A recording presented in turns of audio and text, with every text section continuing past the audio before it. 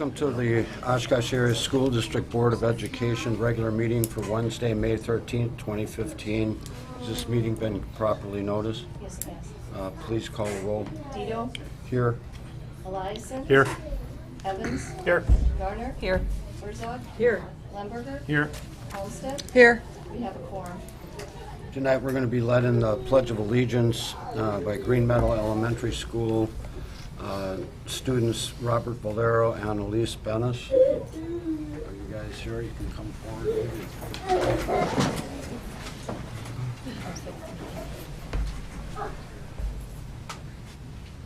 That's great. I pledge allegiance to the flag of the United States of America and to the republic for which it stands, one nation, under God, indivisible, with liberty and justice for all. Thank you guys very much. We have some certificates here for you guys. We're trying to sneak away.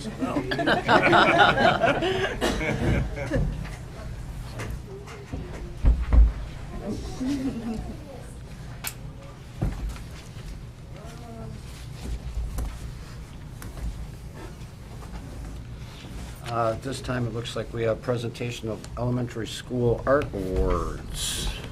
You're going to be doing this on the screen, I take I'm it? doing it on the screen, and I'll read the names.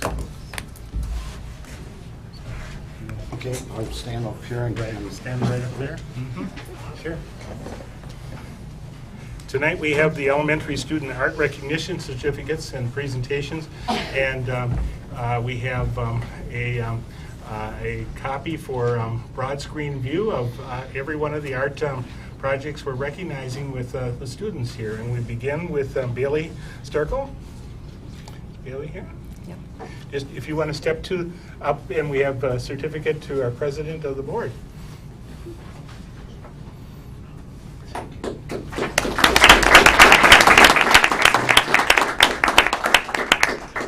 Kara Cummings.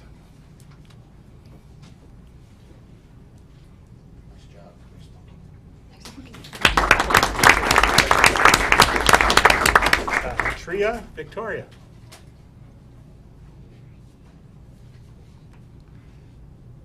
Gage Blade.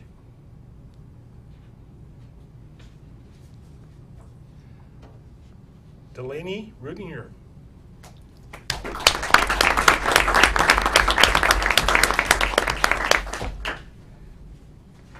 Leila Lenin.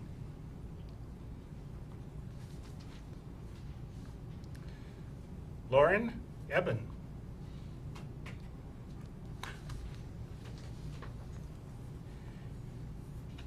Erica Osner.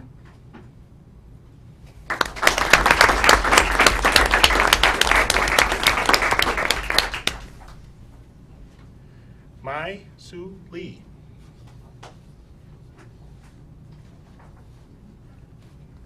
Camilla Yang. Evan Aller.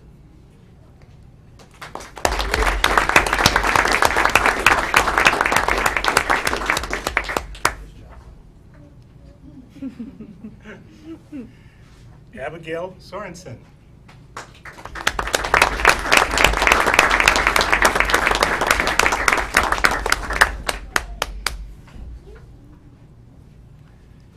Ava Pammer.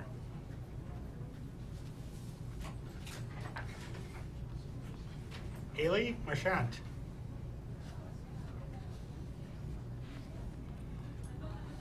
Myra Lego.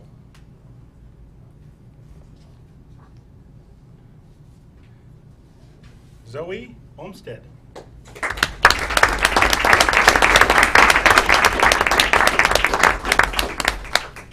Now that's the one I knew I should get right? Yeah. Olivia Hawley. Tyrus Lister.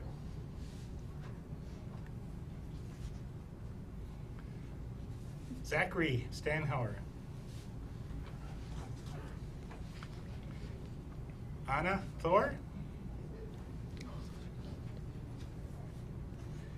Faith Lenza.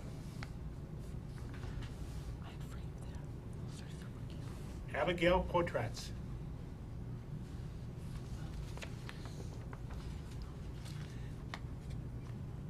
Eveline Ergani.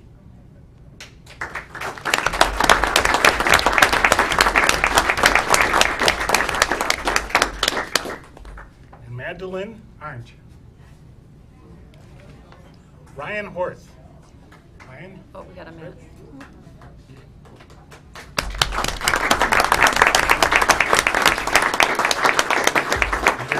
There's Ryan.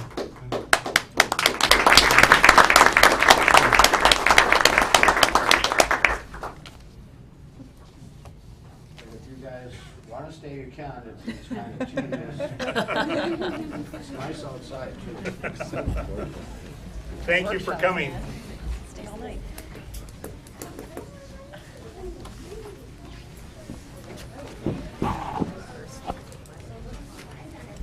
Oh, thanks.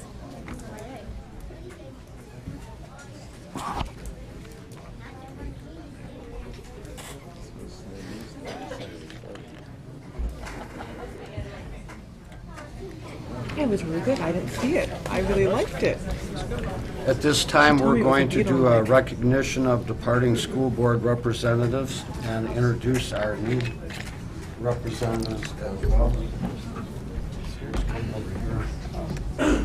David, you've been here now 2 years, right? Yes. And here's Robert's Rules of Order, so you guys have boards. In the future, you guys will be all right. I just want to say we really appreciate your guys' input over the course of this last year. It's helped. It really does help. Thanks. We're going to introduce the new student representatives at this time. If they are here. Right. Yes, they are. Ashley Kent, Oshkosh West High School. Which one is Ashley? Oh, that's me. Student government president this year, senator last year, Project West, varsity swim team, musical, vocal jazz, madrigals, O'Neill National Honor Society, Diego Rivera Spanish Honor Society. It's quite a list. And now school board representative. And now school board representative, absolutely. And Haley Shunk, Oshkosh North High School board student representative for 15-16. Senior at Oshkosh North High School, who continuously displays leadership skills. Students Council president, involved in the Key Club. Haley is a positive, passionate student who has made a difference at Oshkosh North High School since day one. We welcome both you guys and look forward to your input over the course of this next year. Thank you. All right, welcome. We'll begin to count on you. You'd be welcome in August, but we certainly would be hoping that you're here to give us a starting year report with our first meeting in September. Thank you. Thank you. Thank you. Thanks. Board and administrative reports. Superintendent's report. Well, I'm going to defer to our student representatives Yes. for their last chance to educate all of us on the happenings at both West and North, and whoever you've agreed to start with. So, North starting today. okay. So here's the North update for May. First off, here's some pictures from our spring play, which happened about 2 weeks ago. It was pretty funny. I hope as many of you could come to see it and enjoyed it. We certainly had a lot of fun putting it together and performing it for you. Next up, here are all of the spring music concerts. Tomorrow night at 8 p.m. in the Jesse Hooper Auditorium, we will have a band concert, mostly classical pieces, not much movie music. Orchestra will be happening on the 19th at the Alberta Kimball Auditorium, and choir is on June 2nd at 8 p.m. at the UWO Music Hall. And music awards, which is particularly important for our seniors, will happen at 7 p.m. in the Jesse Hooper Auditorium on the 20th, which is next Wednesday. Now for the sports update. Currently, all of our spring sports are in the upper half of the FVA standings, and baseball is leading in second place. We will be hosting a track meet at Titan Stadium on the 18th, and then boys golf will also be hosting the regional boys golf tournament on the 26th. Boys tennis sectionals occur on the 28th, and softball sectional final on June 4th at the North Softball Field. Girls soccer won last night, 1-0, was against West, and we have 5 special award winners which will be honored at the Senior Awards Night on the 27th. Which you can see, some of them are action shots, so their faces might be a little funny because they're concentrating. But they participated in 3 sports, so 1 each season, for all 4 years of high school. Nick Bauer, you can see golfing up there, plays football, basketball, and golf.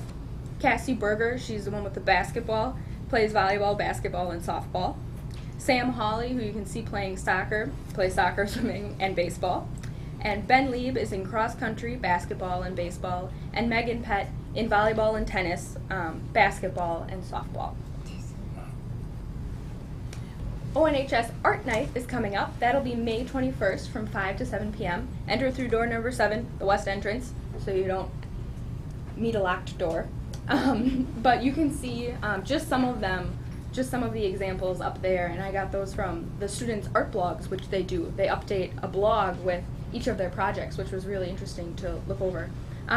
But there will be ceramics, photography, jewelry, computer art, paintings, drawings, glass artwork, and the music and drama students will be providing entertainment. And a horticulture plant sale will be going on, so if you need plants, it's a good time to get them. And appetizers will be provided by the Family and Consumer Sciences class. There will also be like wheel throwing demonstrations and actual art being made right on site, which is pretty fun to watch. Care Days is something coming up next week. It means celebrating abilities, rallying everyone. Oshkosh North Communities there is really taking this one on. It'll be May 20th from 9 a.m. to 2 p.m. at Oshkosh West. And it's a track meet and carnival for the adaptive physical education classes and students in Oshkosh. In the morning, K through 5 will be doing the track meet, and then in the afternoon they'll do the carnival, and 6 through 12 will kind of swap with them. Every student gets paired with another student. Every adaptive physical education student will get paired with another student to bring along and have fun with, and all of the K through 5 kids get to bring their own friend. So it should just be a fun day and gets everybody out with hopefully really nice weather. So here are some end of the year events. Like I said, band concert tomorrow, spring concert for orchestra next week, Tuesday the 19th. Then music awards the 20th at 7 p.m. Riverside graduation is at 11 p.m. or a.m. Jeez, that would be late. At Fox Valley Technical College on the 21st. ONHS Art Night, Senior Awards Night, which does not just feature sports awards. It's any senior who has gotten a scholarship or done anything else really amazing in their senior year. And graduation will, of course, be the 10th of June at 5 p.m. in the North Fieldhouse. And I'd like to personally invite all of you. I'm the senior speaker, so I want to make sure everybody gets there. And thank you, because this is my last board meeting. I'd just like to say thank you for having me. I hope I entertained you, because I know these can get a little long. And I've learned a lot throughout this year, but the fact that there are people who are constantly thinking about the best plan for our district, like at all times, about everything, for hours on end, is really amazing, and I don't think that everyone gets to see that. And it makes me proud to have been educated in the Oshkosh Area School District. I've been here since I was little, all the time, and I'm really happy that I live in Oshkosh and I have such people who think about me and everybody else in such a well-rounded way. Thank you. And as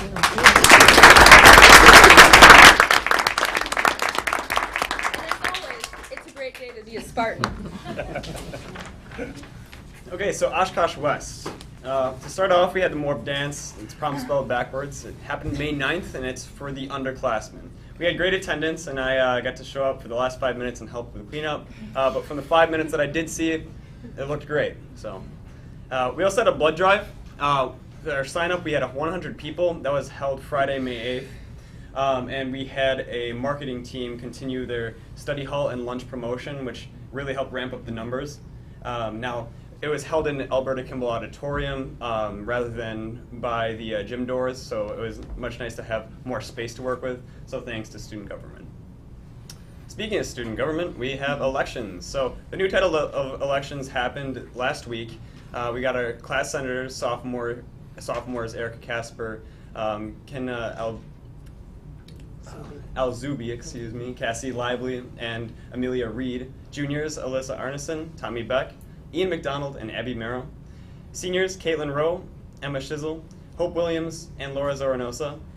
And for our president, we have Ashley Kent, Vice President Tess Searing, Public Relations Officer Taylor Johnson, and Secretary Bayan Alzubi. Now, Multicultural Night. This was a really, really fun night. Mr. Habel organized this and basically celebrated cultural diversity. Had a good food, a drink, and performance, all relating to different nations. So after a cool introduction with having different performances, we then broke off into different classrooms which were represented as different countries. And they had different activities going along with Germany or Japan or India. Our 2-year-long Courtyards project is complete. We have the library, W and E wing all renovated, and it's basically enabled potential legislation for further development. Basically, how we're approaching this is now that we renovated this, we want to ask ourselves how can students utilize this better. Now, with the library, we've extended it and basically made the library bigger, and now I'm starting to see a lot of students actually go outside and start enjoying the sun and doing their schoolwork, which is really awesome. And we've got AP testing this week and last week. Students have been completing their AP tests, and yeah, a full year of studying. We're putting it to the test. I had mine today, and I'm done, so very happy about that. New TASC coming up. It's Technology Assistant for Students or Staff, Chromebooks.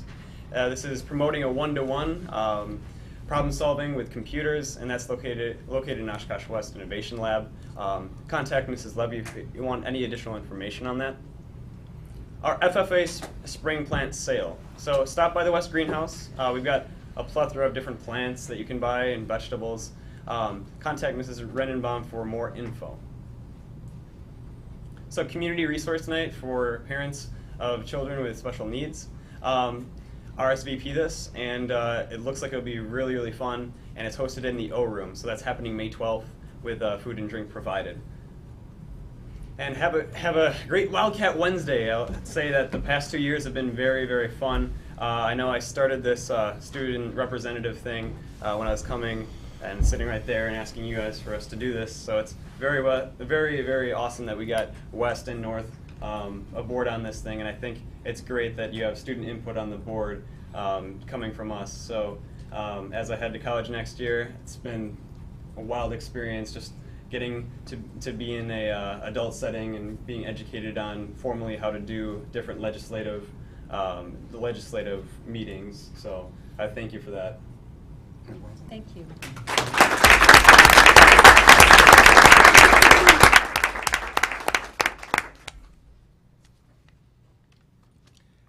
I would continue on with the superintendent's good news report, and I think we're set to go. First of all, congratulations to the Carl Traeger 4K student, Thomas Schneider, for being the first student to successfully complete 1,000 books before kindergarten challenge. Reading aloud to your students and taking the challenge is a great way for families to spend time while strengthening language skills and increasing a child's vocabulary. There are several other students working towards this goal as well. Merrill Middle School band students were among 46 bands with over 2,500 students who recently performed at the Colorado Band Festival at Wisconsin Dells on April 23rd. While they were able to work with their guest clinician from the University of Wisconsin Eau Claire. Then on Friday, May 1st, the band performed at the Wisconsin School Music Association Concert Festival and earned a first rating from all 3 judges. The South Park 8th grade band also performed and worked with clinicians in on April 24th at the Kalahari 8th grade band fest at Wisconsin Dells. On April 22nd, students from Jacob Shapiro were able to help rehabilitate Shapiro Park and learned of the history of Dr. Jacob Shapiro, who the school is named after. Mr. Shear's Green Meadow 4th grade class had an exciting opportunity to meet their Oakwood e-pals through the use of Google Hangout and a video phone. Green Meadow students created a Google document, and they were able to scan their Oakwood e-pals input information into the document, and while they were on the screen. So using our communication tools very well. Students in the Oshkosh North Sports and History class recently had the opportunity to visit via teleconference with the New York Times bestselling author Andrew Marinis, who wrote Strong Inside. Marinis' book is about the untold story of Perry Wallace, the first African-American basketball player in the Southeastern Conference, and his personal struggles with civil rights and race in America in the 1960s. And how he persevered and his strength. Oshkosh West and North regular ed and special ed students had the opportunity to attend the 2015 Youth Transition Conference at UW Oshkosh. This provided an opportunity to share stories and learn information about how independently and how to be independent and successful after high school. Topics of discussion included self-determination, transition planning, and goal setting. On April 21st, Oshkosh and surrounding area students in grades 3 through 5 celebrated aspiring authors at a Create a Book contest where 25 students received recognition for their stories that were submitted for the contest. The top 3 stories were read by past board member, past board president Matthew Wiedenhoff, and 2 Oshkosh principals, Trina Anderson and Susan Martin. The event was sponsored by the Oshkosh Public Library and the Fox Valley Reading Council and the Oshkosh Raiders Club. Congratulations to Washington Elementary students and families who raised over $530 for the March of Dimes and participated in the walk on May 3rd. Congratulations also to Oshkosh West Spanish teacher Kathy Heinen for being one of the recipients of $3,000 for the 2015 Herb Cole Educational Foundation Fellowship Award. 39 students from Oshkosh Area School District competed in the Skills USA state competition, earning a total of 9 medals, including 3 golds, 2 silvers, and 4 bronze. To take a moment to check out the details of the competition with this presentation when it's posted on the website. Thank you to all the parents, teachers, community members, and businesses who helped with these students reach the state level competition this year. It would not have been possible without all of their help. Jefferson students, staff, and families enjoyed the Timber Rattlers game on April 25th. 3 Jefferson staff members raced around the field in a friendly motor car race between one of the innings, and Jefferson students threw out the first pitch. What a great day. 8th grade students in the Oshkosh Area School District had the opportunity to tour, participate in career-related activities, explore different careers during first-hand views of 19 different business locations in Oshkosh. Some of them included the annual Animal Hospital of Oshkosh, Beckett's, Bergstrom Automotive, Best Western Riverfront, among others. Students learned a lot about how to prepare for careers and what workplace is like, and the importance of soft skills relating to other people. Smith Elementary School students recently participated in the nationwide Bike to School event, which is held to promote healthy lifestyles. The students were joined by Timber Rattlers Fang, Oshkosh West Wildcat, Oshkosh North Spartan, and players from the North baseball team. Webster Middle School celebrated the artistic and musical talents of its students during the Fine Arts Night on May 6th. A special thank you to Pete Reister of Pepsi and Bob Wolf of the Roxy for their donations and assistance in working with and supporting Webster School. South Park Middle School 8th grade band participated in the WSMA Large Group Festival on May 1st in Kaukauna, where they were performed 4 songs for the judges, receiving a second rating. 3 South Park students were awarded a monetary prize from the Downtown Rotary, South Park businesses, and pals for their winning essay contest. The Rotary Essay Contest students write on how the Panther Way, that being respectful, responsible, and safe, matches with the 4-way test of Rotary. And Merrill Elementary students and families enjoyed a light dinner with the family on STEM night on April 23rd. Families who work through the 3 rotations to learn about the investigative matter. And lastly, you have the complete list of activities the superintendents participated in the last 2 weeks.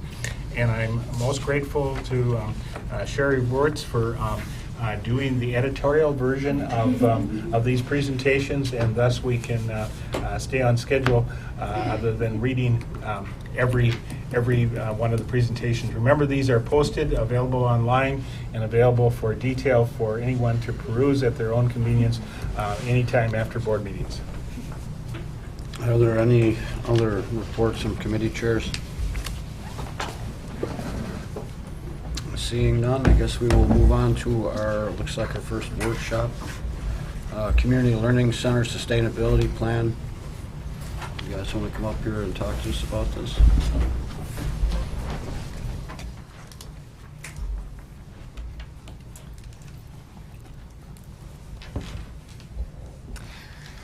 Good evening. We are super glad to be the first workshop tonight and very excited to bring you this information on the 21st century learning centers in the Oshkosh Area School District. About 2 years ago, former board member Kelly Saganat came and was really concerned that we were at a point that our 21st century learning centers, our extended school day programs, were not going to be maintained, or we really needed to pay attention to them and get focused on them in the Oshkosh Area School District. So tonight our workshop is going to present to you our work that we've been doing the last 2 years to 18 months to bring to you a sustainability plan and all the partnerships that have gone into tonight's presentation. So behind us, there is a whole bunch of people here to talk about the different the 21st century CLC programs within the Oshkosh Area School District. And so our key presenters tonight are from the Lighted Schoolhouse, which are CLC programs at E. Cook, Washington, and Webster Elementary, is Lindsay DeVries and Corey Van Thiel, who are CLC directors.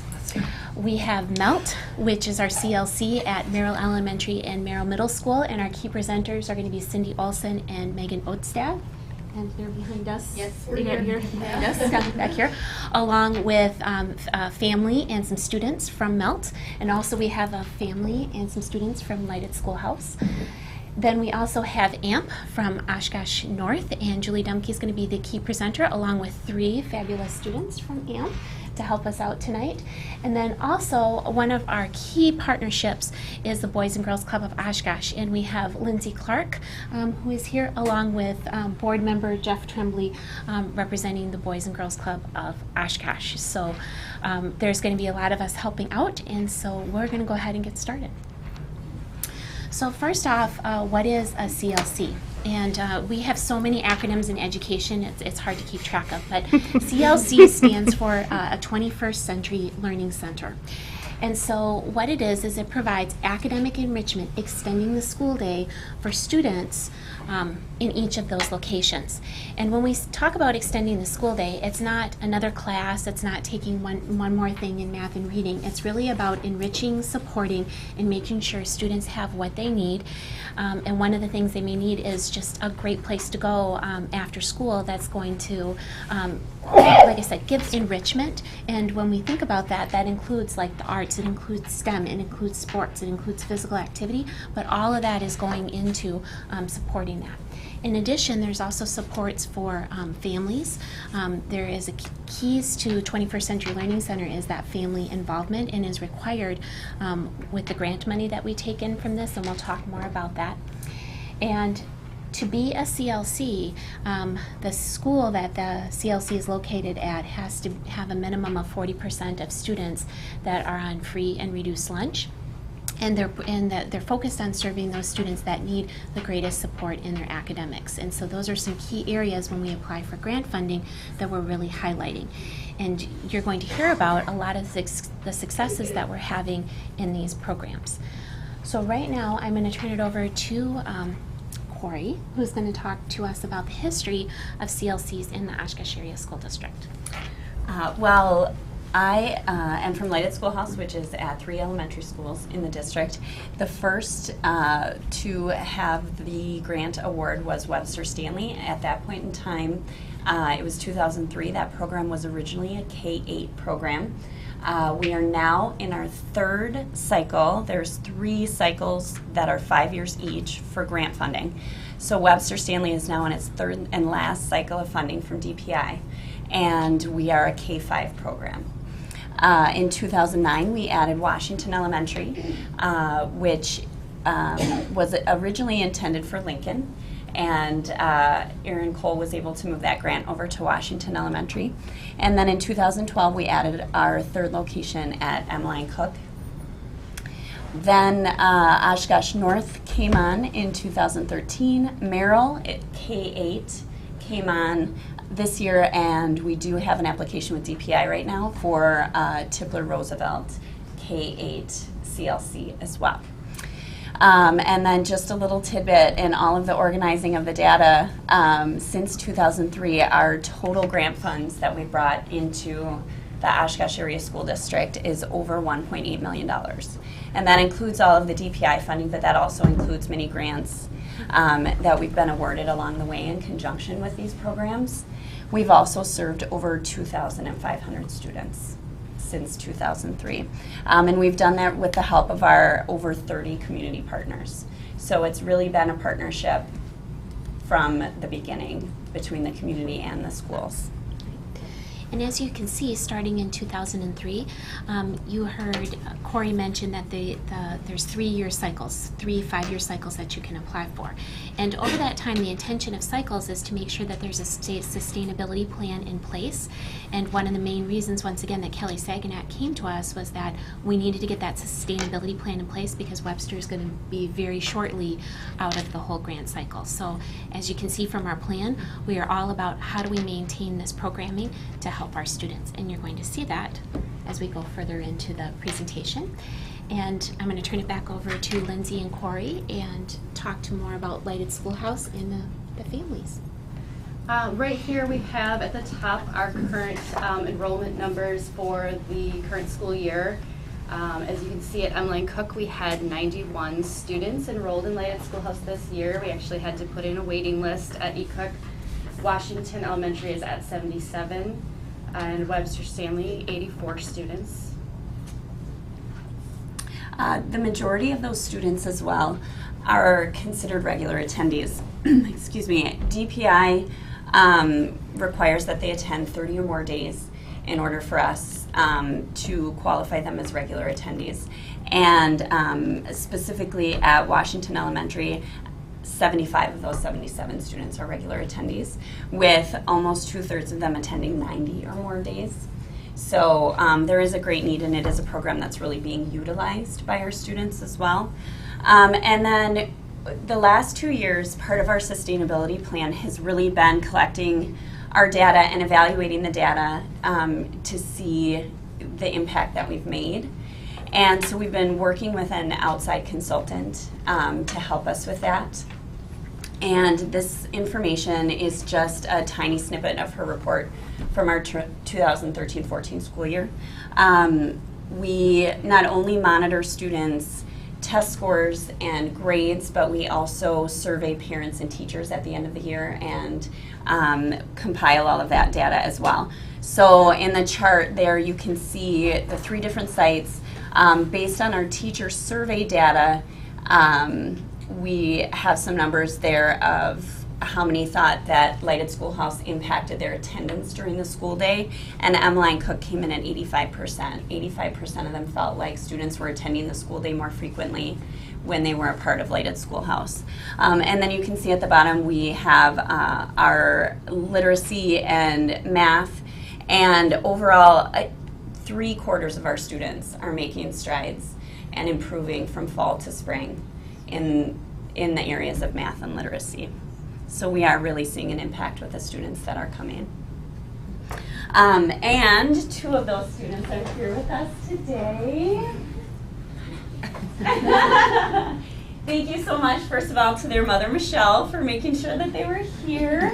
And this is Miss Ella Saunders and Miss Lily Saunders. And 4th grade, 5th grade, how long have you been in the program? 6 years. So since the beginning, since kindergarten? Mm-hmm. Fantastic. 5 years.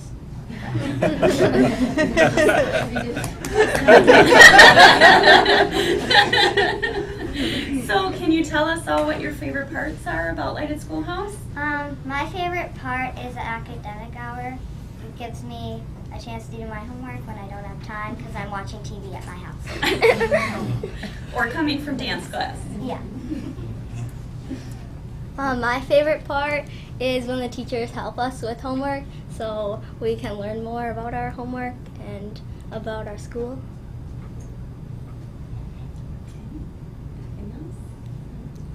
We like Lighted Schoolhouse. Thanks, ladies.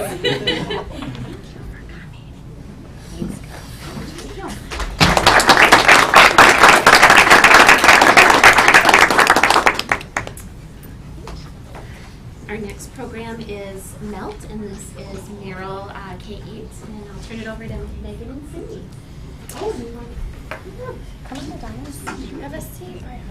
So MELT stands for Merrill Extended Learning Time, and we chose that acronym because we really truly do believe that MELT is an extension of the school day. That's what it's designed for. You'll see on the slide our enrollment. We started out with 18 students at the middle school. We now have 42. We started out with 23 at the elementary, and we now have 50. Semester. It's right. It's doubled in a semester. Yes. Yeah. We're actually on a waiting list for both sides. And we had Middle School 101 last night for our incoming 6th grade families. And we already know that next year the middle school side is going to be capped based on funding at 70 students. And parents are nervous about not getting a spot. So the need is out there, and we're very excited to have that program available at Merrill.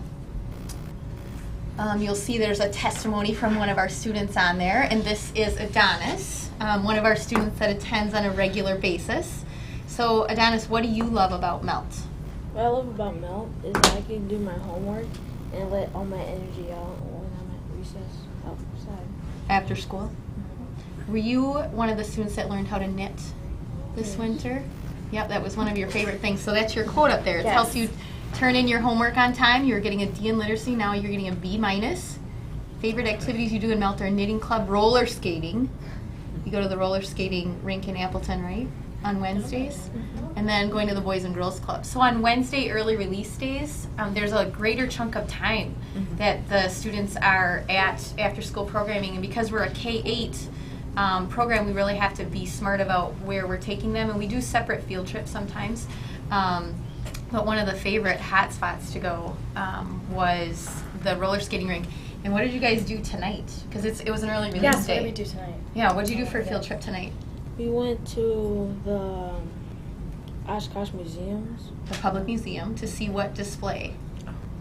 The Lego. Yep, perfect. And was it super cool? Yeah. And then what happened after? We went back to school and We got ice cream cones. Kona Ice came to our school, yes. Yeah. And Adonis also has been a part of this program for a long time. He started in Lighted Schoolhouse too.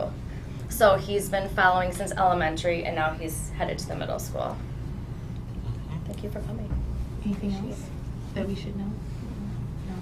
No. Thank you. You're pretty brave. Yeah.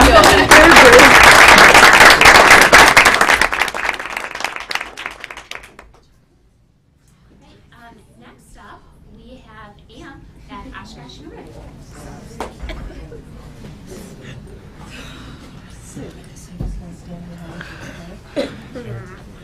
All right, Oshkosh North AMP is in our second year, and we are very proud. We are a drop-in program. We are open from 7 in the morning till 8:15 in the morning, and then after school from 3:30 to 5:30. We've had 429 students use our services throughout the year, and 66 children, our students, attend regularly, so that's 30 or more times that they have come. Our focus is on academic help, and we really pride ourselves in the school day to after school or morning connection, and we have 16 different teachers that come in and support our kids every day. We have math offered both morning and night, and 84% of our regular attendees are proficient in math with the data that we have so far. We also have a literacy writing center open every night, and 67% of our students are proficient in literacy of our regular attendees. In addition, we have social studies, science, and Spanish teachers that come different times throughout the day, and that's just to support the kids. We also have enrichment, different types of academic enrichment. We tend to go more towards the college and career readiness skills. So we'll have, one of our big partners is the Mid-Morning Kiwanis, and they come in regularly and will help kids interview for jobs, help them fill out resumes, prepare for ACT testing. They've also done Monday morning meals where they come in and help kids cook healthy meals. We've had recreation things. We've kids at National History Day project through AMP this year. We sponsored a robotics team through the skills team, and we have a group involved with the community mural and painting, plus a lot of other different things. But that's some idea of what kind of opportunities our students have with AMP. And I brought these three lovely ladies here today who are regular attendees to tell us why they like or come to AMP or what they like about it. Hello everybody, my name is Jaden, and I'm a freshman at North High School. And one thing I like about AMP is we go there and do our homework, and I get to hang out, and yeah, that's it.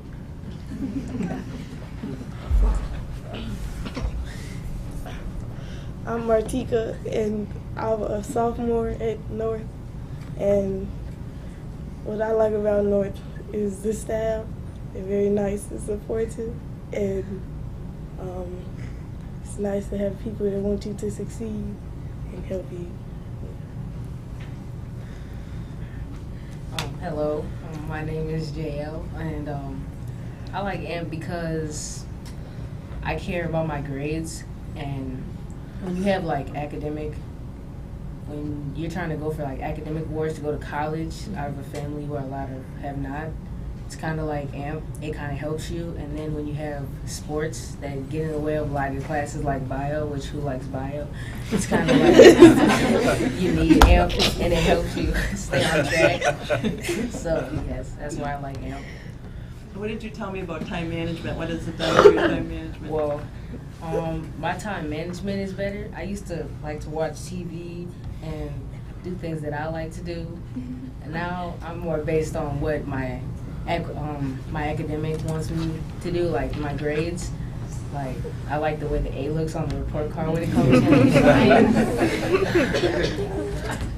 Very true, very true. What's your favorite part? What's your favorite thing we do? I like the art stuff, and you know what she said, managing time.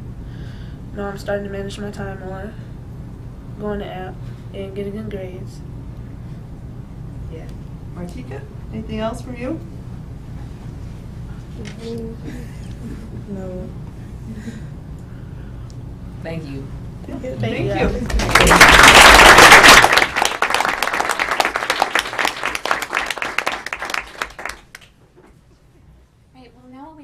Funding, I'm probably going to sit by myself up here, but so okay, we got some help here.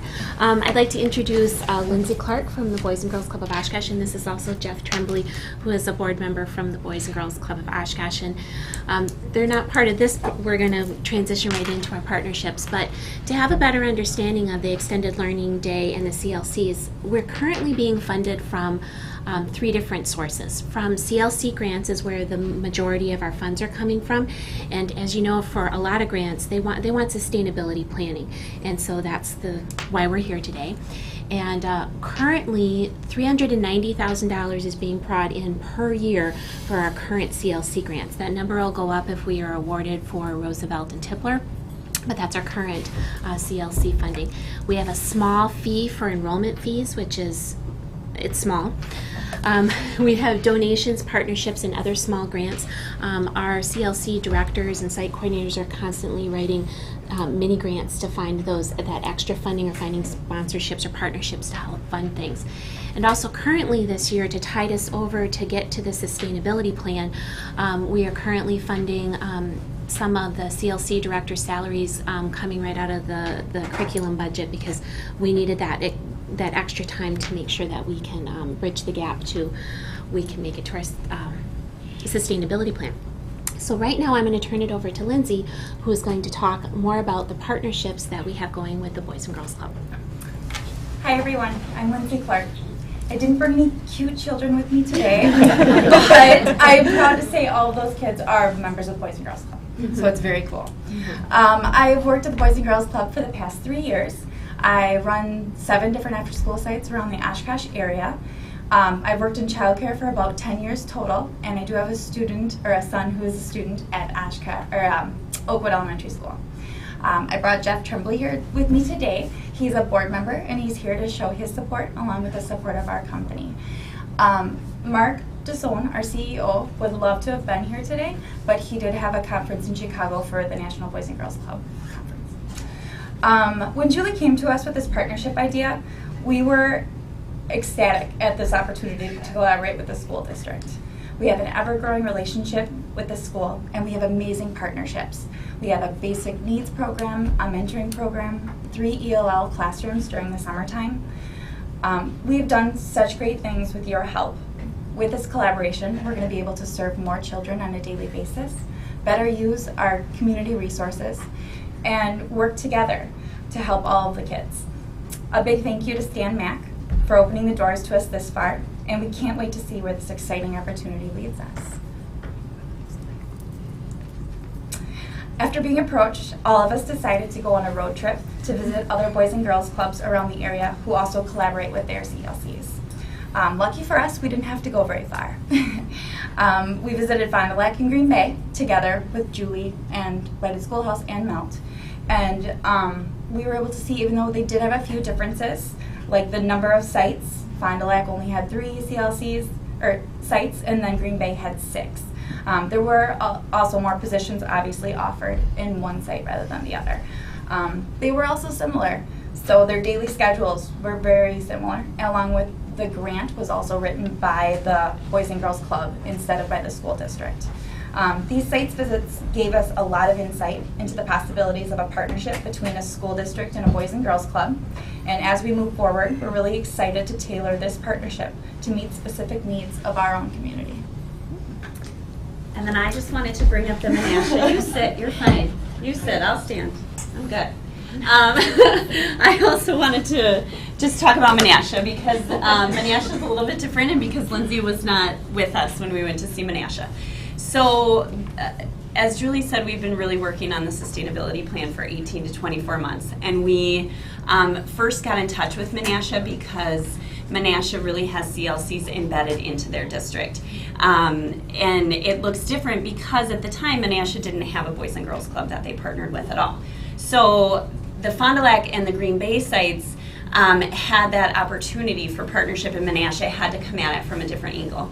So what they did was utilize Fund 80.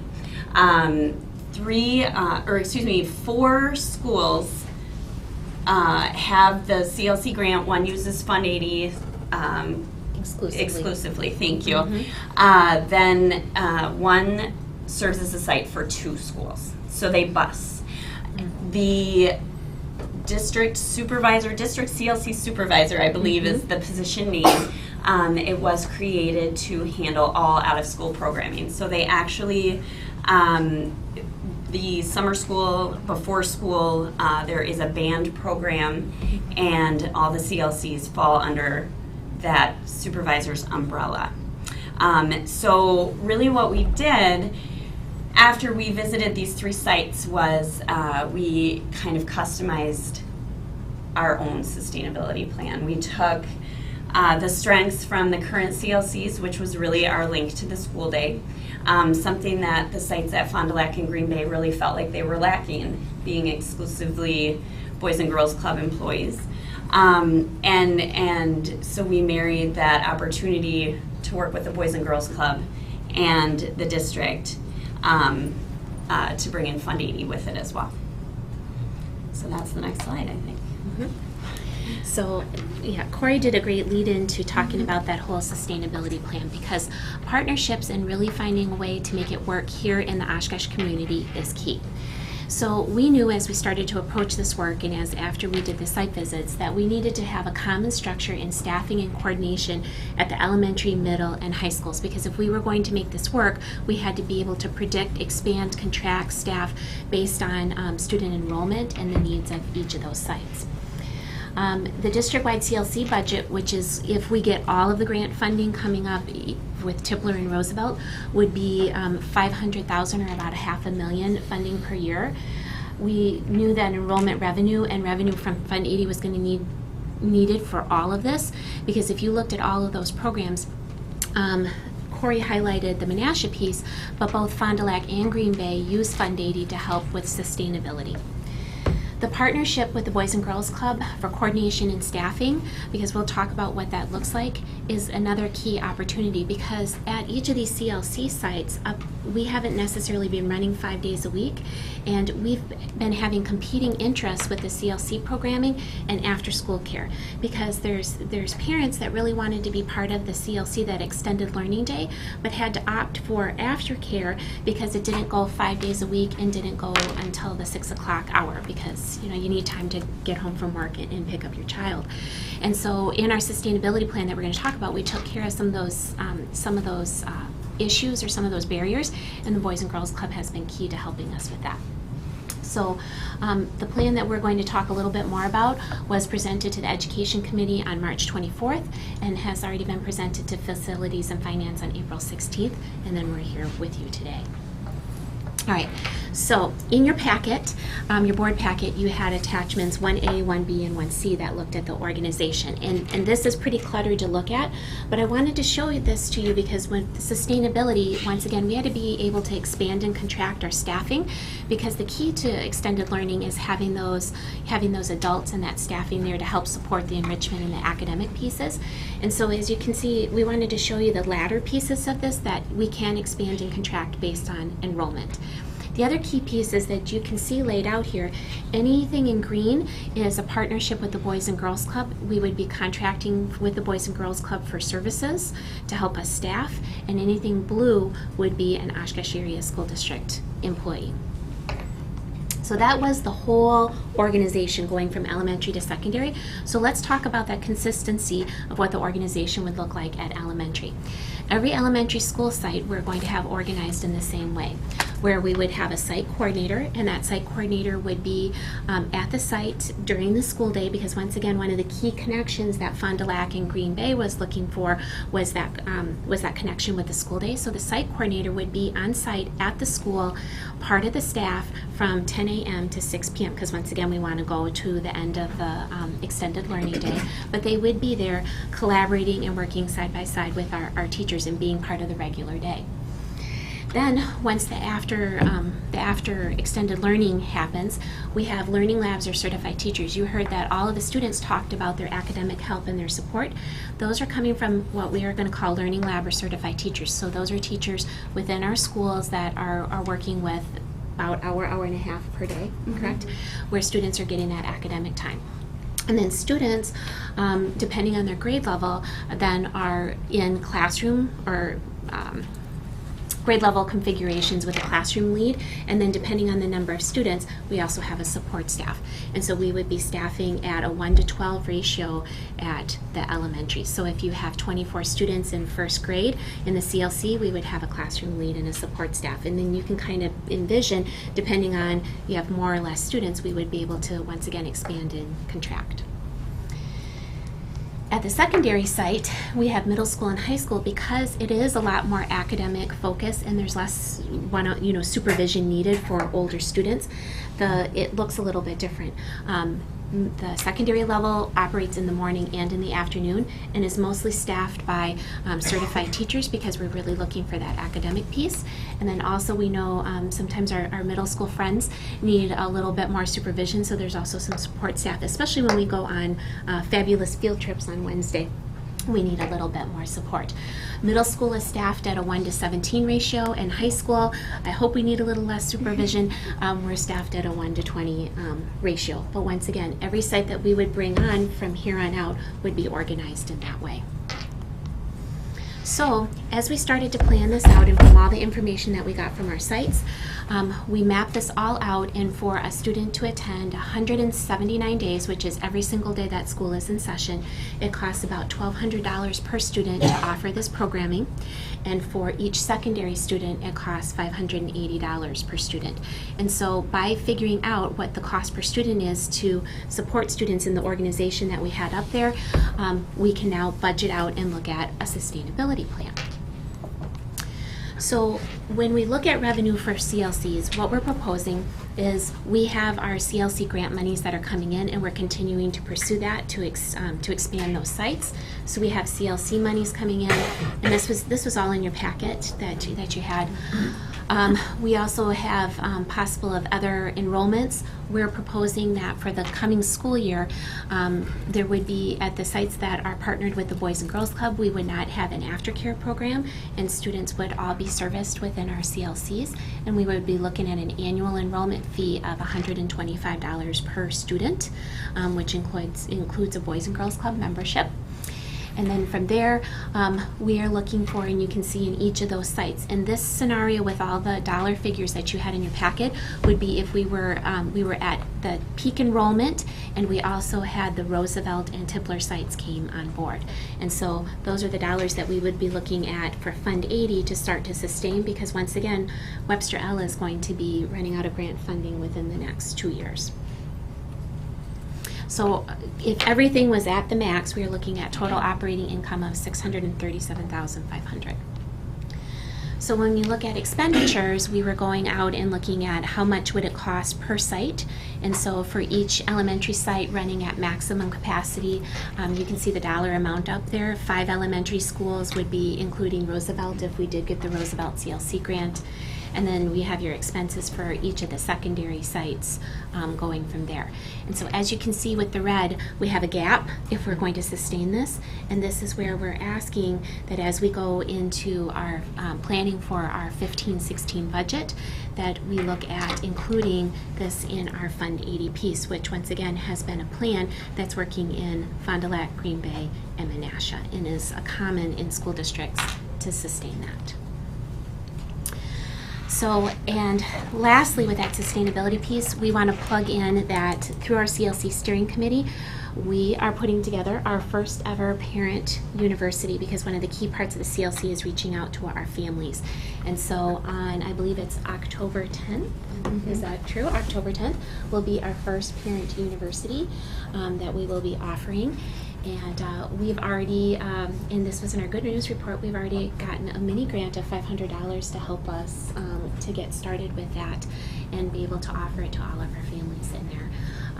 So we are looking to strengthen our outreach effort and to continue this, and we're just really proud of the work that's been done, and want to continue doing that. So that was a lot.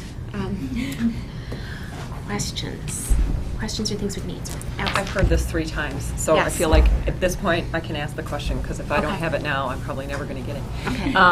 As Webster Stanley starts to phase out right now, we're getting $50,000 from the grant. Correct. And then as that phases out, all the funding will come from Fund 80. Is that the sustainability? Correct. And right now we can fund almost, well, like 2/3 of it. So we have to come up with the other $267,000. Correct. And so you're asking if we can fit that into the operating budget for next year. Is that what you're? For Fund 80. So what we're asking Okay. is that we take our Fund 80 budget and increase it by $255,000 Okay.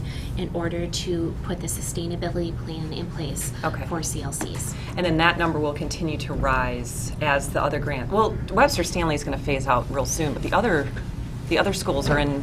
Does everybody get 3 separate? No. It's grant funding, So so they're not nothing the is unfortunately guaranteed. Okay. But Mhm. Washington did just start their second cycle. Okay. What that means, though, is that moving into the 2015-16 school year, which is already accounted for in the numbers that Julie submitted, we'll be losing $25,000 in funding. Okay. But then So we we'll just have to keep consistently have ramping that up. $50,000. Fund 80. But the other piece is that when we have a sustainability plan in place and we have the data and the services in place, it's a lot easier to go out after additional grant funding or look for partnerships and sponsorships when you have a plan in place. And it's when you don't have accessible. when you don't have a plan in place, that's when grant funders will go, come back to us when you have a plan. And so having this and having a consistent piece throughout the district is just, we're going to be that much more eligible to seek funding. And then the other question I had, I'm sorry, I have 2 questions. In the high school, or was it Melt? I don't remember which one, but you guys were saying that that you already had a waiting list. Yes. So what are we going to do about that? So it's a good problem. Correct. It's a few schools. Yes, Yeah. and so as we expand this, because remember, the more students we have in there, that's also an opportunity to bring in more funding. Yep. But we have to look at that. If we don't have any sustainability plan in place, we have students that are looking for this programming, for families that are looking for this programming, and it's proven. It's helping students academically. It's supporting them. How are we going to do that and continue on with that? The other piece I wanted to add here is Fund 80 is meant to be community programming. Right. CLCs are true community programming because we're required when we take the federal grant funding that we have to be open and invite all students within the boundary of that school to join us. So whether it's a private school student, a home school, any student that resides in that boundary is eligible to participate in the programming in these services. Okay, thank you. Are there those types of students participating at this time? I believe, do we have very, very few? It's open to them, and we're advertising and we're asking them to come in, but not very few, if any. We have 8 at the high school at different times participated in something we offer. I just find this so impressive on so many levels. For one thing, it puts student learning at the center of what we do, which the Wisconsin Association of School Boards would say is the #1 job of any school board in the state of Wisconsin. Secondly, it, I think, addresses one of the strategic goals, that being equity, because not all students learn at the same time, at the same rate, and in the same way. And it seems like you're looking to address different learning needs and the time variable that students may need in order to be successful. So I just find this very impressive on lots of levels. It obviously attaches to the district mission and vision and goal statement, and so I think that's outstanding. I do have one question, and that is on your budget for the CLC director, the elementary director, secondary director, what are the qualifications that those people will need for those positions? We have detailed job descriptions for each of them. They do not have to be certified teachers, but we are looking for individuals, high-quality individuals that have people skills, that may have a social work, counseling, they may have a teaching background, grant writing background, but experience with working with children and adults at the same time. So it would be a position that lots of people that would apply for like nonprofit type organizations could be in there, but they do not. It can be a certified teacher, but it does not have to be a certified teacher. Okay. Thank you, and thank you for the quality of your presentation and bringing in the students. That was great to hear directly from student representatives. And I just can't thank enough our CLC steering committee.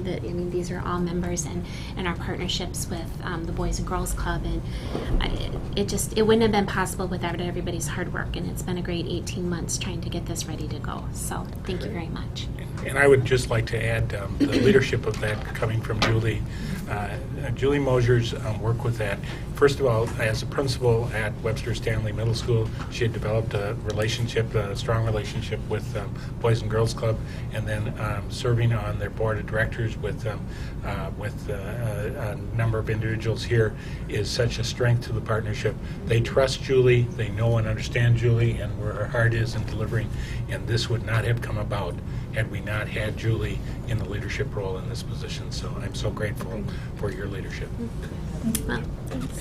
I have a question. Sure. You had in your presentation it said that there would be an annual fee of $125, and that would take away the fee then for the after-school care. Because I know when the children go to after-school care with the Boys and Girls Club, they pay a weekly fee. And it's substantially bigger than $125 a month or a year. So then they would automatically put in the CLC programs then if they needed after-school care.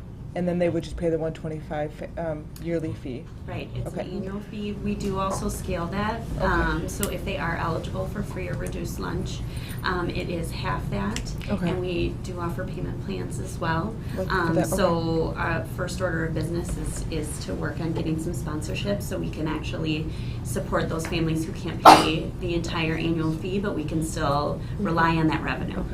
Then my question is if we have this program, obviously more parents are going to want to put their children in it. So how do you choose who's going to be in the program and who doesn't? Because I'm worried about the parents that really need the program and maybe they don't get chosen because they need the after-school care program. But now it's going to be, does that make sense? Like it's going to, you're going to have a lot more people wanting to be involved in this. So the ones that needed it and had it before the after-school program, how do you know? I'm worried about and can I'm sorry to interrupt. Can they go to if one school is at capacity and one's not? Can we move them to a different school so they have a chance to have that after-school program if they're within close proximity? Yeah, we really want children and parents to have that aftercare. I know right now that if we can put this plan in place where we talked about it, our staffing can expand and contract based on enrollment. Okay. We should be able to take more students because one of our main issues as far as taking student enrollments has been the staffing piece. And one barrier that we're going to eliminate is by partnering with the Boys and Girls Club, we're not competing for staffing at the same time, in the same place, the same qualified individuals. And so by partnering, we're going to have a bigger pool of staffing because sometimes that's been our limiting factor as far as how many students we can take, especially at the elementary, is the staffing issue because we want to maintain that 1 to 12 ratio, and it's not safe if we go above that. So that's going to help us take enrollment from there. The way that we had that set out, that we could take on a maximum enrollment of 100 students if we were fully expanded when you looked at that organizational chart. The CLC program is only in certain schools, and I know that there is after-school program at other schools, so are those going to be taken away so that the staff can go work at the CLC programs? All of our current aftercare program, I mean, where we currently have aftercare, we're going to have options at every single school, whether it's going to be aftercare or whether it's a CLC. Okay. And the other thing is currently not every single one of our elementary schools qualifies to be a 21st century learning center because you have to meet the criteria for the number of students on free and reduced lunch. That's just like our title programming, federal funding. You have to meet that certain criteria. So aftercare programming and extended learning at our different elementaries, those options are going to be there at every single elementary school. It's just going to, your option is going to depend on which school that you're at. So, and speaking of that, our YMCA is also a very great partner with Oshkosh Area School District. I'm meeting with them tomorrow. Wonderful. So. Further questions? Thank you. It was very informative. Thank you. Our next workshop, student fees.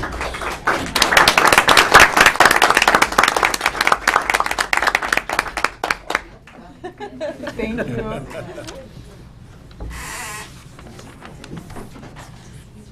David, Tim? As a point of introduction, we each year that I've been here, I've been a bit anxious about our application of student fees, and one of the things that I ask as we studied fees before we asked for your adoption of annual fees at the next meeting, was that we had a clear study of the fees and making sure that all of our fees are compliant with state laws so that we didn't drift over time and suddenly discover that we were applying a fee that was not legitimate and legal in the state of Wisconsin. And that was what part of the process. And we also have had such a complicated list of fees that we were looking for simplification and clear communication, so as parents register their students, that it was far easier to have parents understand the application of fees as they are, and I'm very appreciative that we had an extensive study, and you'll hear the report tonight on the efforts that went into making sure that we, as you know, I frequently say that in everything we do, we have to be as pure as the driven snow, and we wanted to make our policies on student fees to be exactly that as well. Thank you. Actually, that pretty much took most of my comments, which is awesome. I love that part of it. I was just going to do basically an intro. We typically bring fees this time of year every year. And honestly, I think I'll just turn it over to Tim Dolish to kick it off and go through the process. Okay, thank you.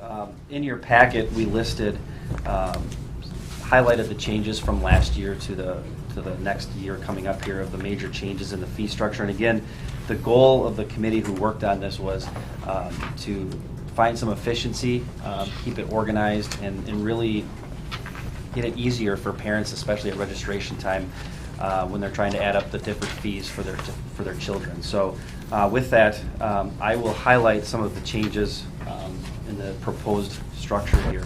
If you want to just show for the screen. I mean, this actually is the current fee structure that was approved last year. You'll see it goes on 2 pages. We have a base instructional fee, and then we have some ancillary fees charged by our elementary, some fees charged by our middle, a whole host of fees charged by our high school, and then we go on to page 2, and we start looking at athletic fees, and then we have activity fees on top of that. So it's a pretty exhaustive, extensive list.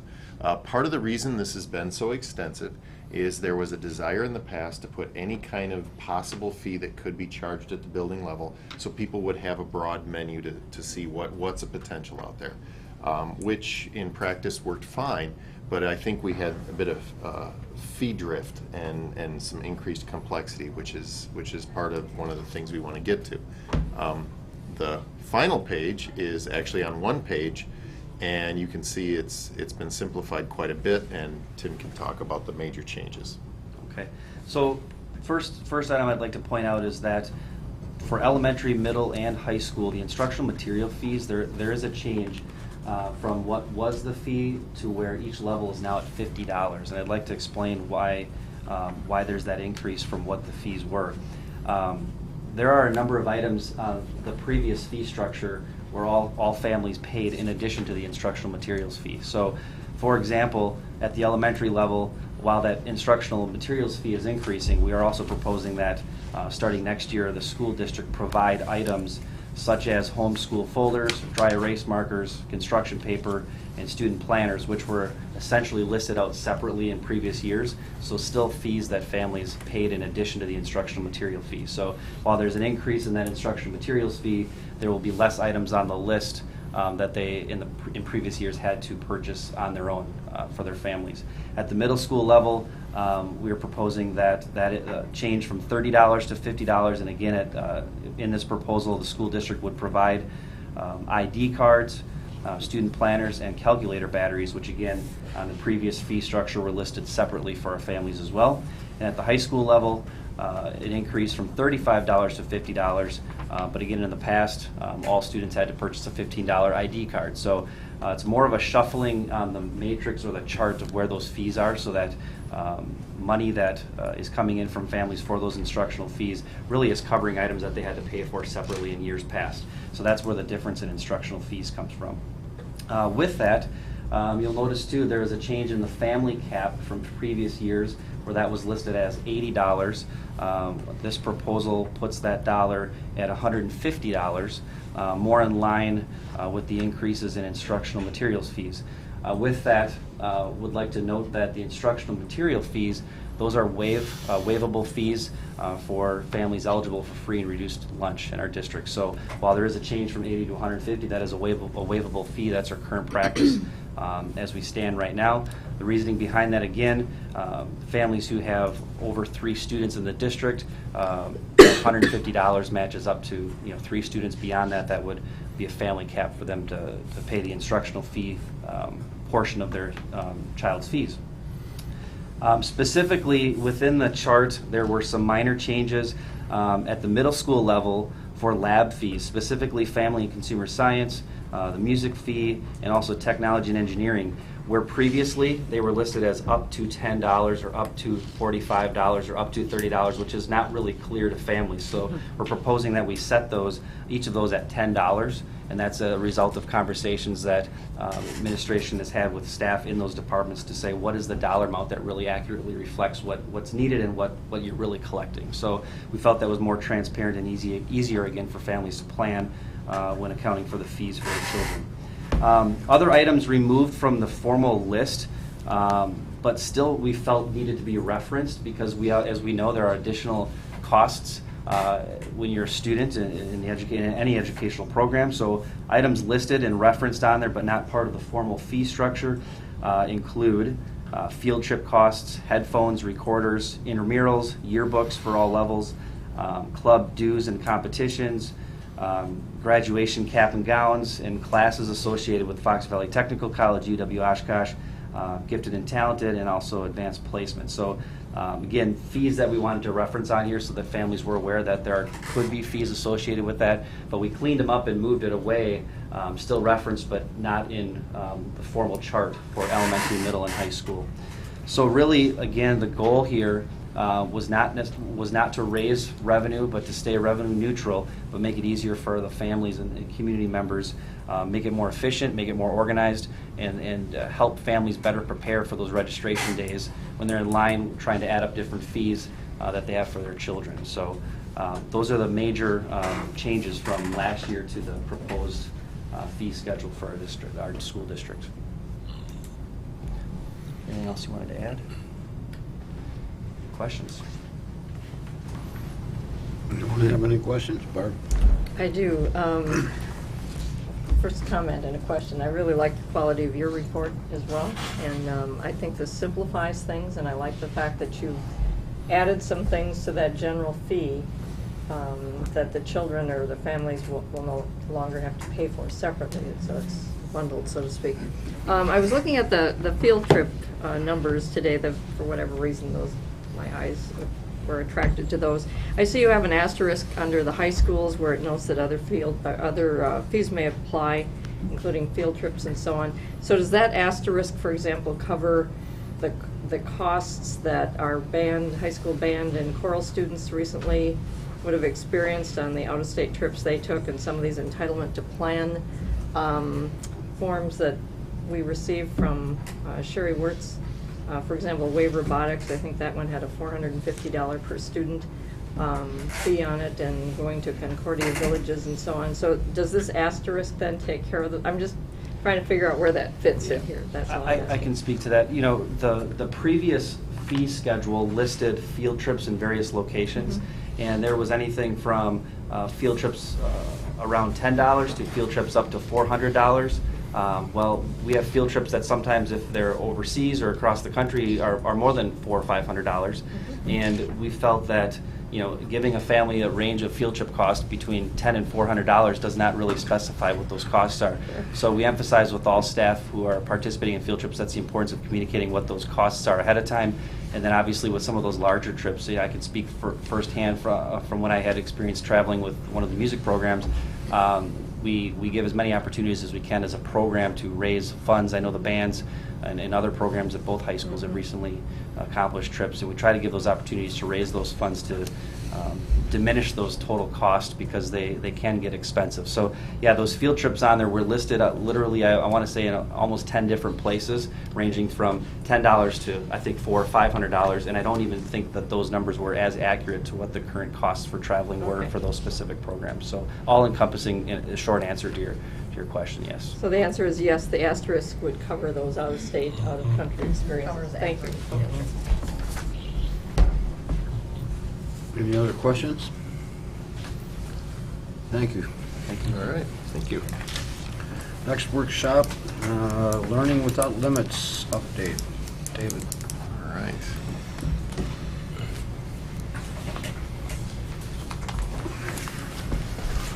I was told to keep this as an update, keep it relatively brief, so I intend to try and do that.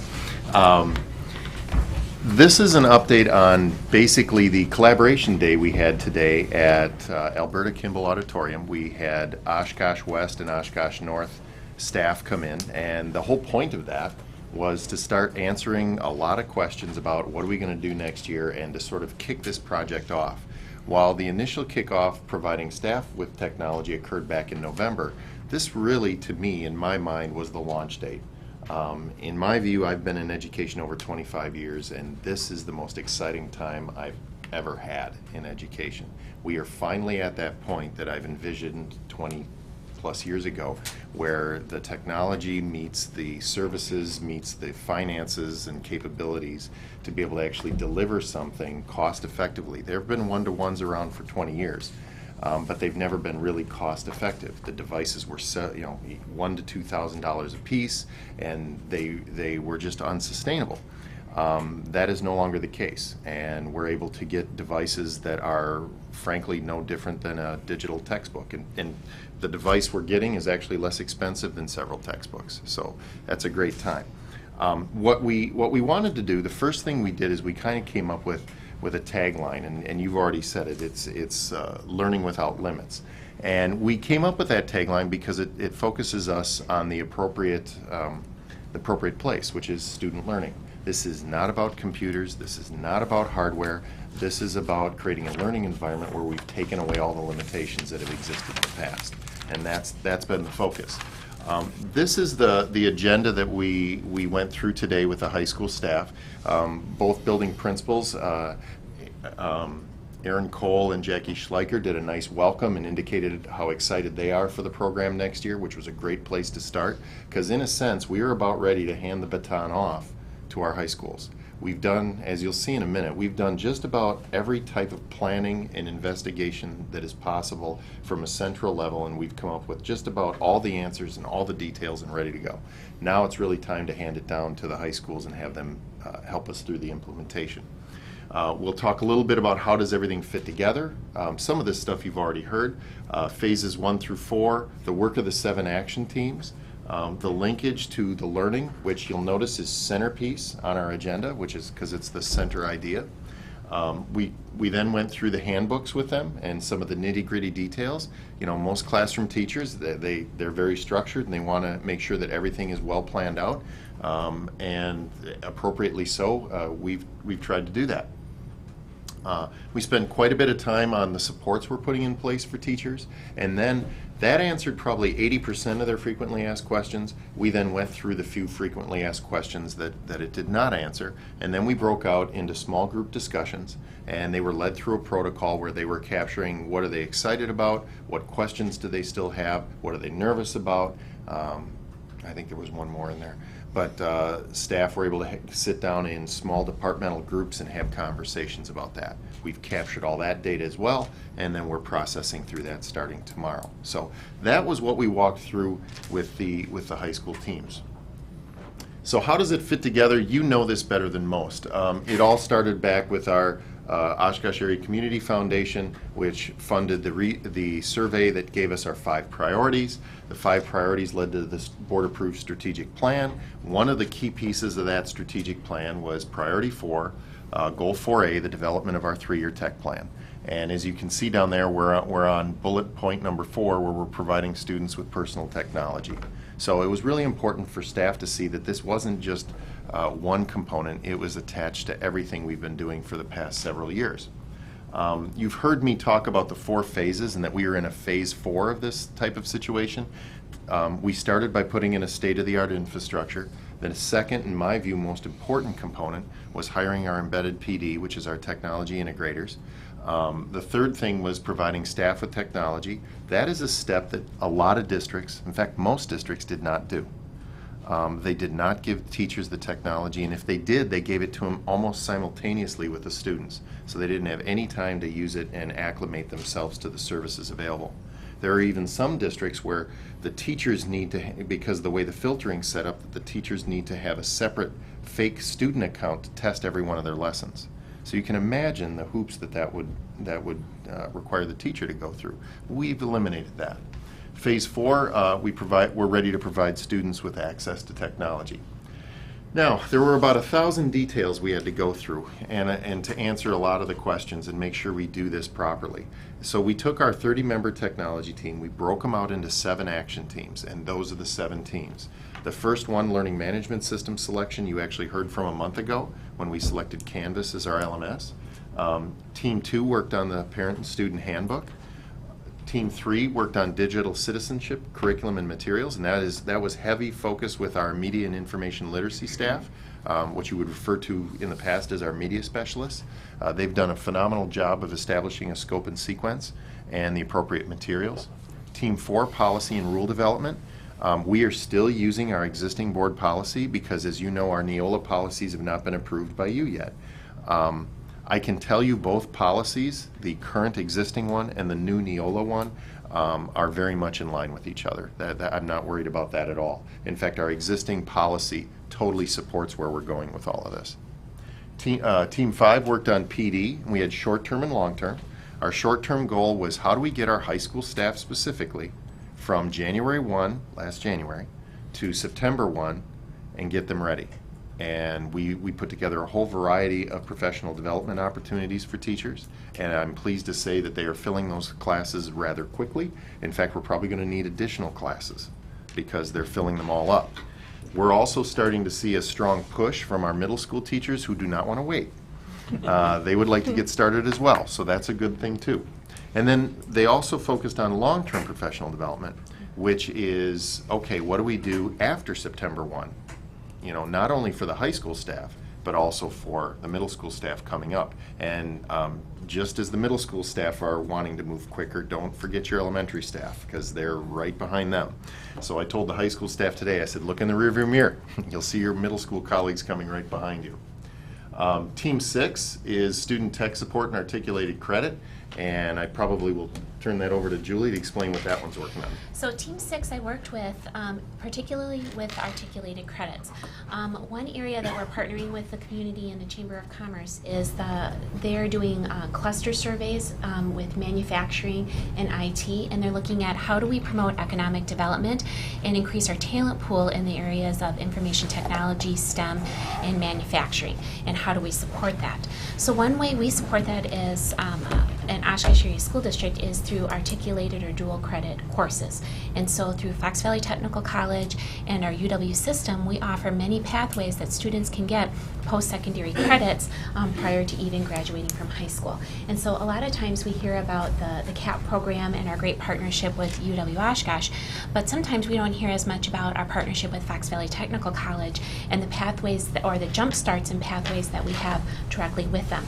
And IT is one that we just started about a year ago, and we currently have students in classes that are ready to get their A+ certification, which qualifies them to be help desk services. And so we have students that are already in the on tap and ready to go with their resume to actually work in our tech support centers or innovation labs at each of the school districts. And we are going to be offering internships or youth apprenticeships right here on site in the Oshkosh area school districts in the IT areas. So we are totally partnered with all of our institutes of higher ed, and it's great how we are integrating this one-to-one initiative, Learning Without Limits, and the services that we're going to need along with the students' pathways and career choices. So we're really proud to offer that and thrilled with the partnership. Thank you. Team 7 is logistics and support, and Team 7 is, there's really a sort of an inside and outside group. There's the central office group that's handling a lot of the logistics around how do we get 3,000 Chromebooks, what do the cases look like, you know, how do we do the orders, what are we doing for implementation, everything from the Chromebook to how do you get rid of the garbage from the packaging. Have you ever unboxed 3,000 computers before? There's a lot of garbage. So there's a lot of logistics around that. Then we have an inner logistics team, which is Oshkosh West and Oshkosh North have tech teams. They're like mini technology committees, and inside there they've been handling a lot of the site level logistics because we're about ready to hand that baton off. And honestly, that's the secret sauce to our success as a technology implementation. Is we have those what I'd call ground level committees that are able to not only see the problems before they arise, but they've been able to brainstorm some phenomenal solutions to those problems. So I sleep much better at night knowing those teams are out there keeping an eye on things for us. So those are the 7 action teams, and they've done a terrific job. Then we talked a little bit, and Julie, or like, if you want to come back up, you can. Julie really came up and talked with the high school staff about the fact that really it's about the learning. One of the biggest concerns on the part of some of our staff is that it's becoming about the technology. And I can assure you it is absolutely not. In fact, our focus is the opposite. About the learning. So this afternoon I really focused on the part of when you think about teaching in the first few days of school, you really set for your classroom the procedures and the processes so students know how to access the learning. You get everybody organized and a learning management system, and as we go to this one-to-one initiative, we're going to have to think about how we organize our learning differently within the classroom. It's not going to be about stuffing your backpack with binders and organizing that way. It's going to be how do we organize our learning using technology tools and using digital media. How do we do that? The other piece behind this is that our students are continuing forward in the 21st century. It's not like we're getting ready for it, we're here already, and we need to be looking at what does learning look like and how do we prepare students for something to be unprepared for? How do we get them comfortable with being uncomfortable, learning and relearning things? So it has to be about the learning. It can't be about the tool, it can't be about the technology. But you know, right now this is what we have, and how are we going to use that and how are we going to propel forward with it? So it's going to be a challenge, and there's going to be lots of new things to learn for staff and for students, but we're up to that. But once again, and this seems to be the theme tonight, learning has to be at the heart of everything that we do. Thank you. I then sat down and went through just sort of a quick overview. We have a teacher handbook and then we have a parent-student handbook. Each one has its own focus. All of these documents are online, they're fully publicly accessible, and we're going to be providing information to parents on how to get them and view them. You, of course, will receive that information as well. What you'll see if I bring this up, and I'll just show it to you quickly, it has our mission, our vision, our objective, and then it has, excuse me, it has everything. Now this is the teacher perspective, how we're going to distribute, how we're going to create a common language, what are the zones of appropriate use, consequences for unacceptable use, embedded support, guidelines, etc. It also has in here a guide to beginning in a connected classroom, tips and tricks. This is probably one of the best documents for teachers to start with. It's a couple of pages, talks about some things to be aware of, some ways to set the stage to become successful. And mind you, remember, you've heard me say this before, we're not first at the table doing this, and we are leveraging that advantage. We have learned so much from other districts that we hope to not repeat the issues they had and to leverage that going forward, and I'm pretty excited about that. Go. We also, of course, have a student parent handbook, and I just want to go through a couple of key pieces. From the teacher handbook, we talked about zones of appropriate use. One of the things that we're doing is we're overlaying a lot of the digital citizenship and classroom management components with PBIS. And there's a real synergy there. And one of the things that you do in that type of an environment is you create clear expectations for students. You use issues that come up as opportunities to reteach. And that's what we're doing here. We're going to be communicating very well with the students. They're going to know what this is just by default. And this was not necessarily Oshkosh's idea, although we tweaked it a little bit. I think it's going to be better this way. But we have a green zone. The green zone, kids will know that technology is required for the day's learning activity. The examples would be your academic lab, your classroom, etc. And they know that they have to be using their Chromebook at that point in time. We'll also have a yellow zone. This is for student-directed use. This is the technology is not required, but students may use it. For example, I may be doing some direct instruction today. Students may want to use their Chromebooks to take notes. They're certainly allowed to do that. Then we have the red zone. The red zone, there is no technology use. It is forbidden. And this would be something like restrooms, locker rooms, understandably, testing environments possibly, and it could be even the classroom. It could be today's a red zone day. We're going to be working in the chemistry lab with chemicals that are not conducive to this, and we don't need probeware, and this is a red zone day, and that's going to be completely acceptable. Then we have blue zones. This is our appropriate use zone. This is allowing the students to use technology for entertainment purposes that are school appropriate. That would include like hallways, study halls, etc., possibly even the innovation lab. So we've created some signs that you'll start to see around the school. These are going to be provided to the classroom as well, so that just by looking at the color in a given area, they're going to know whether or not they can use the technology and how they should be using the technology. Some other things, guidelines and frequency for instructional use. This was a key piece I went over with the staff today. First thing I told them was the district tech coaches are there for them. As they have questions, that's why we put this embedded PD in front of them, so that there would be somebody there for them all the time. I also bold-faced that, and I said this is the most important statement you're going to hear. It all begins with good teaching and learning activities. Those exist today. They've existed for years.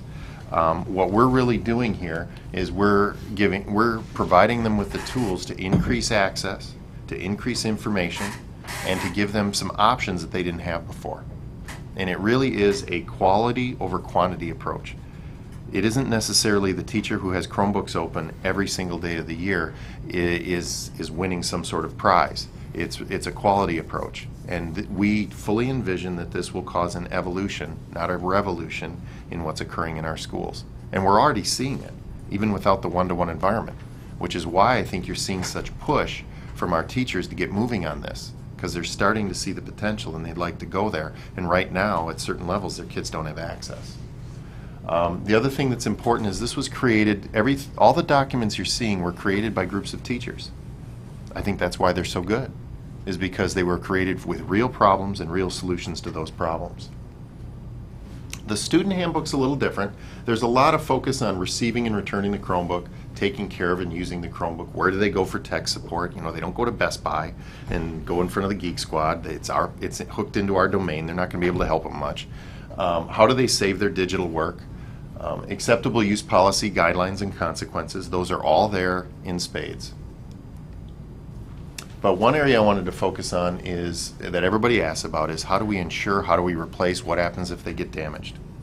As you saw in recent data, probably a year ago, honestly our students take very good care of their equipment, and we fully anticipate that will continue.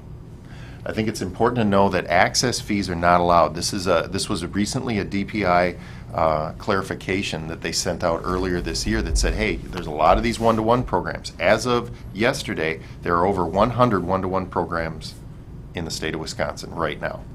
And we will be one of them starting next year. But they said you cannot have just access fees. That's not appropriate. All warranty issues for a 4-year period are covered by the district. The district does reserve the right to charge for the cost of repair or replacement in the event that there's some malicious damage. Okay, that certainly would protect the investment of the taxpayer. So there's a few scenarios I want to talk about. Let's say the student gets this, and by the way, this happens to be our case. This is the case that's going to come with all of them. You'll notice it has the Oshkosh Area School District logo on it. It says down here, if you can't read it, it says Building Community Through Education, which is our district tagline. We're not sure if everybody knows the tagline, but there's going to be 3,000 of these around the community, so they ought to be starting to pick up on that. The Chromebooks will stay in the case. Originally, we gave staff Chromebooks, and they came with actually a cooler case, but you got to take the Chromebook out of the case. If you've been to a meeting recently, it's like a case parking lot. You know, there's cases all over the place. We thought, well, that's not going to work so well. So this case, you just open it up, and the Chromebook's inside, and it stays in the case the entire time. We can't claim credit for this idea. The Appleton School District is using the same case, and they've experienced some really good results with this. This is indeed the actual Chromebook that we're getting. It's an HP 11. We were able to get them at an exceptionally low price. The actual cost of replacement for this unit is $204.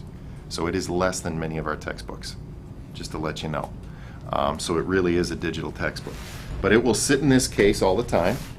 We have guidelines and little videos on what to do. The one thing that we did differ from the way Appleton did it is we did put a case on the front. They actually took this off because they wanted to encourage kids to charge them at home. We are also encouraging and requiring kids to charge them at home, but there's things like earbuds, there's AC adapters. We'd like to keep it inventoried all in one unit. So when I get this back, and it has a barcode here, and on the inside it's going to have a barcode on the inside, and what's really good is it's going to say down here, there's going to be a sticker that says replacement cost is $204. So that's going to be on every single one, so they will see that as well. It'll be inventoried as a single unit, and it'll always stay like this. So we're very pleased to have that, and we think that's going to work out very well for us. So let's go back to our scenario. So a student keeps it in the case, protects it, goes great. There's no cost to them for 4 years. It's just available as a resource. We will check these in at the end of the year via homeroom, and I'll probably go down that road with a little more detail later, but basically we want to give the students their same Chromebook every year for 4 years. That's one thing we found, is that if you just turn it out to be a random checkout, they don't take care of it as much. But if they know they're getting theirs back, that way we feel they're going to take care of it and protect it a little bit more. So let's say we have a situation where a student has an accident and the Chromebook gets broken. Well, we've purchased a warranty on every Chromebook, so there's still no cost. It will be repaired completely. Okay. Now what they'll need to do to get it repaired is they're going to need to take it to their tech center at their school, and they're going to need to check it in. They are then going to check out a replacement. The replacement are the existing Chromebooks that are in the high school, which are exceptionally slow, exceptionally dim screened, and not quite as nice. That is by design. They will certainly have a Chromebook. They'll be able to do anything in a Chromebook, but if they want their nice Chromebook back, they're going to need to take care of it. So we definitely didn't want to provide anything nicer when they checked it out. So it allows us to use an existing resource we already have and reuse that resource, and B, it provides a nice soft incentive to be careful. So it'll get replaced, there'll be no cost. Let's say that same student has a second incident of accidental damage. It's very similar to what we had before. They will be charged $60 in that event, which is the cost of the warranty for the 4-year period. Let's say they have a third incident of accidental damage. That would be the full cost of replacement or repair. If the repair is less than that, fine. It's whatever that actual cost would be. And there may be disciplinary action taken. Mind you, every step along the way, there's going to be a lot of checks and balances that go into this. I can tell you from the districts that have done that, they rarely, if ever, get to step 3. And I don't anticipate we will very often either. So, and we'll definitely have options for that. So we have worst case scenario covered. We've protected the investment by purchasing the $60 plan that will cover us for 4 years, which I think is an exceptional deal, and we should be good to go at that point. We then moved into talking about how are we going to support staff. I pointed out that on our website we have our tech integrations page. That is the page provided by our tech coaches. There is a tab on there called Learning Without Limits. And if they click on that, every document that I've referenced here will be available to them. All the frequently asked questions, all the presentations, all the documents and handbooks, all the suggestions, everything will be in that one-stop shop. Okay, so it's accessible not only to our staff but also to parents. So they'll be able to see it as well. The other thing we did to support them is we have created 2 innovation labs. Rooms that are currently off our media centers are being turned into, instead of book storage space and computer lab, they are being repurposed into innovation labs. These are physical spaces, David talked about those a little bit, that will support tech integration. They're a venue for engaging PD, and they're an inviting space that will encourage student collaboration. They're sort of makerspace meets tech support. So there'll be opportunities for them to try new things as well as get support on trying new things. And some of those students who will be getting A+ certification will man them. So we're going to be able to provide real-life experience in our own tech center and hopefully at some point grow our own tech support. We also have a task team which will provide high-quality on-site, on-demand help, and that goes right along with that site. So just to give you a little idea, this is the one at West. Gives you the floor plan, how they're changing that around. You can see there's a counter there and there's some opportunity and spaces for students to work together. There's a three-dimensional view of it, and there's an internal view of it.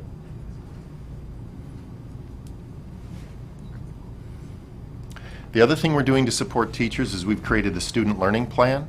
This is a pre-planned lesson that teachers will go through with their homeroom students that will tell them everything they need to know about the Chromebook. There are video supports all the way along the way, so if you're not a Chromebook expert, you don't have to. The tech integration coaches have already put together a series of YouTube videos that are canned and ready to go, and they're already aligned to the learning plan. So that is what we will be going through with the homeroom students to make sure they understand how to use the Chromebook. Don't think it's going to be a big issue because they've been using the Chromebook already. It just does things that some of them don't know. This is the other support they have. This is our district technology team. You've met many of them before. The ones in blue are our tech integrators.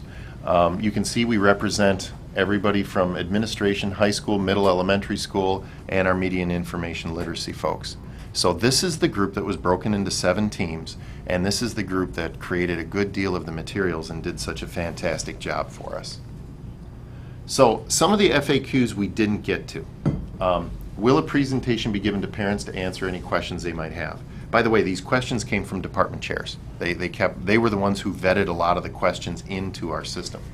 The answer is yes, of course. We're going to be having parent meetings in both June and August. We have some parents who are interested right away today, and we have some that will be very interested once we get to August. And we'll go through way more specifics around the student and parent handbook. What if a family does not have internet? That's a big concern. According to our recent Bright Bites data, 95% of West students reported they had wireless internet at home, 93% at North, which astonished me a little bit. I thought it would be down around the 85% range, and I was wrong.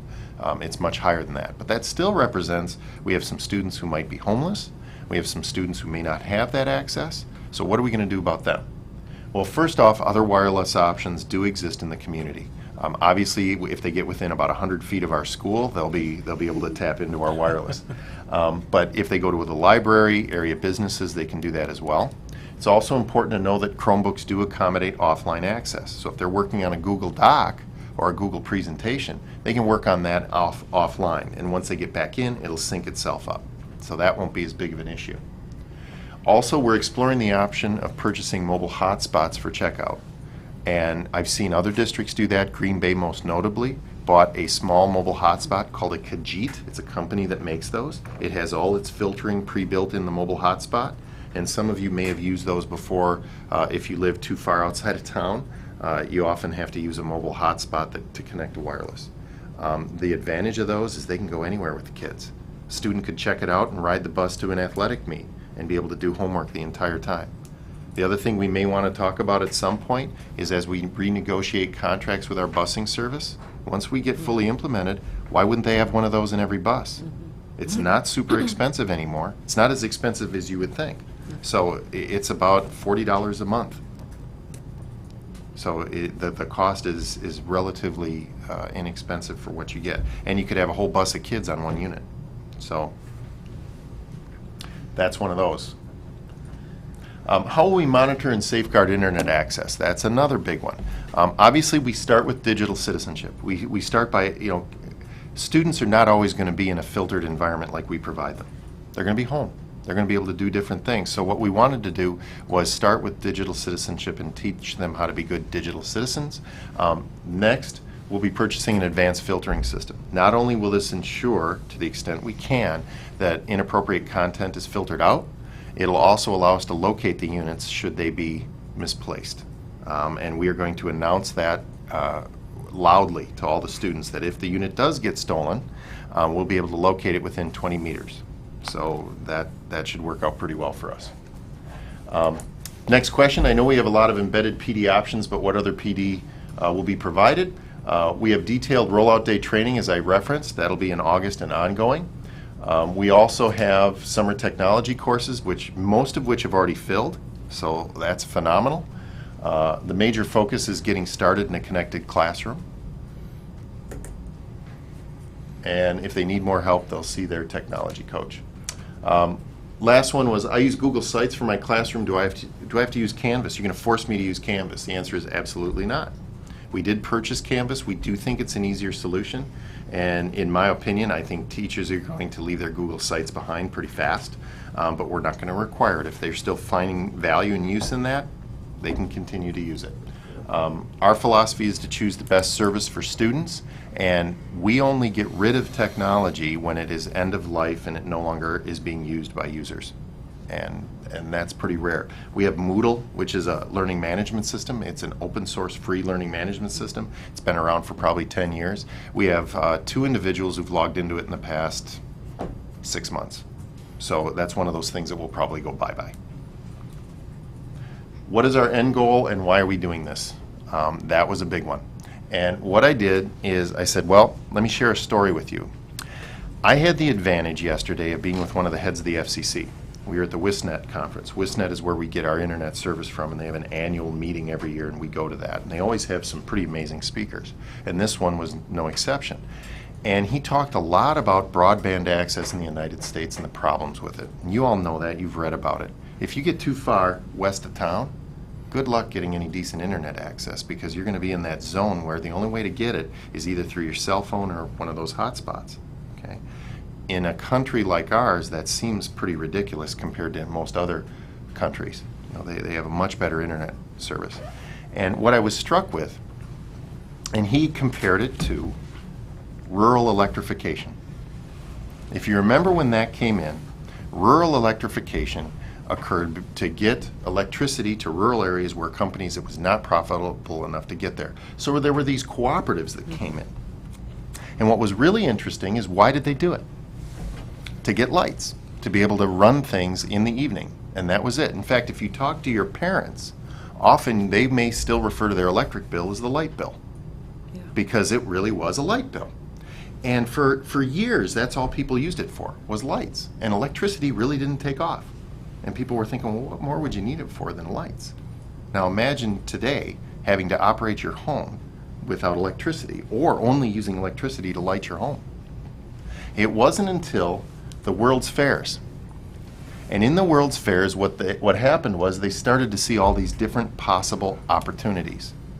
And it was not lost on me how much that represents where we are today. And we're starting to see examples of this play out over and over. So we had rural electrification, and it took us a while to get fully embedded with electricity in our homes. Well, we had something very similar happen in the early 90s. It was called the internet. And think of all the pieces that came into existence overnight. You know, there used to be a thing called MySpace. And it was the Facebook. And I have no idea how they let that slide away from them, because they were in place way before Facebook. There used to be something called Blockbuster Video a few short years ago. No more. We all have red boxes, so we go there. So there's those innovations are coming faster and faster all the time. Well, we are at the cusp of another one. We have not ever in this district been able to provide access to this kind of information to our students in every class. In one of the questions we asked our teachers, they said, what are you most excited about? On every single room I went to, the top one was, I don't have to stand in line for the computer lab anymore. Access is huge. And what they're going to do with that access, we can only guess at today. We kind of have some good examples, but the best examples are going to be things that have yet to be invented. So we ended our presentation with, our job is to prepare, the answer to that question is, our job is to prepare students for their future. And we kind of have some pretty good ideas about what that future is going to be. It's going to be connected to the world. We know that. It's going to be a place where knowledge is free and accessible. How many times have you grabbed your phone, hit the button, asked Siri a question for content information that you didn't have in the past month? Okay? So knowledge is at their fingertips. It requires critical thinking, not to get the right answer, but to get the best, most efficient answer. Now, that's a different kind of learning, is how do you get the best answer and come up with an answer nobody ever thought of before. It's going to require creation. It's going to require collaboration. And it's going to require a lot of life and career skills, resilience, the ability to work in teams, all of that. We know this is what it's going to be. It's going to require good digital citizens. Every one of our students has a digital footprint already today. Even if parents have tried to keep them from getting a digital footprint, they have one. It's our goal to teach them to make it a digital resume that can propel them to their next step. So in a sense, the place they're moving into is a place where they have learning without limits. And what we're trying to do is create a place in the Oshkosh Area School District where we prepare them for that reality. So that was our presentation. Thank you. So if you have any questions, I'd be happy to answer them. Anybody have any questions? On the innovation labs, are you going to have professional development that is like bringing in outside people to teach our educators and stuff about different technology innovations? That's certainly a possibility. One of the things that actually I think is tomorrow night is the Amplify Oshkosh meeting, and one of the things that we've been talking about a lot is as they try to do their work, they're looking really short term. How can they get more people working in the IT industry in the Oshkosh area, because we have some pretty big companies working, and while they see us as a key piece of that, it's going to take us a while to feed into that system. They're very excited, I think, about where we're going, but tapping into people like that to bring them in and say, okay, why don't you come on into our learning space and demonstrate some new things that are coming out. You know, we have state-of-the-art telepresence units, state-of-the-art, in every single one of our high schools right now. And we're offering classes. They work great for us to offer classes between West and North.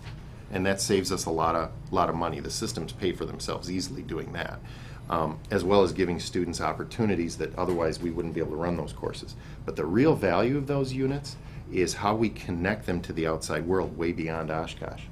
The WTI Foundation, I was at their meeting on Saturday. You'll note that was the organization that gave us so many smart boards and connected classrooms, and they provided our first telepresence unit, which is housed at Traeger Elementary Middle School. They are creating a bridge, and they are fully funding the bridge for the next 3 years. Now, what a bridge does is it makes it really easy for a classroom teacher with little or no knowledge to dial into anywhere on the planet as easily as dialing in, I think it's a 10-digit number. And they are putting that system in right now, and it's going to be managed throughout this state. So the opportunities to connect not only with those folks inside of Oshkosh, but elsewhere in the world. You know, we may not be able to get everybody to other places in the world, but we can certainly get them there virtually. And by telepresence, I'm not referring to a Google Hangout or Skype session. I'm referring to something that has incredibly high definition video, audio, and camera control. So you can have way more of an interactive experience if you're a student interacting with someone else. So absolutely we can do that. And we can tie it into any one of our learning spaces. Question? I just want to say, once again, I appreciate the quality of your presentation, both your staff report and what we heard tonight. I'm very impressed with the depth and the breadth of the planning that has gone into providing the means for our teachers to improve student learning, which is really what we're here for. So thank you. Thank you. To you and your team. They have been amazing. I mean, I cannot say enough about them. I do have one question. I'm sorry. I was on the district website today, and I was on the home page, and I plugged in staff handbook, and I didn't have time to go through the probably 10 references at the bottom. What came up were mostly handbooks from the music teachers in the district. So where would I need to go specifically to find the staff handbook for Learning Without Limits?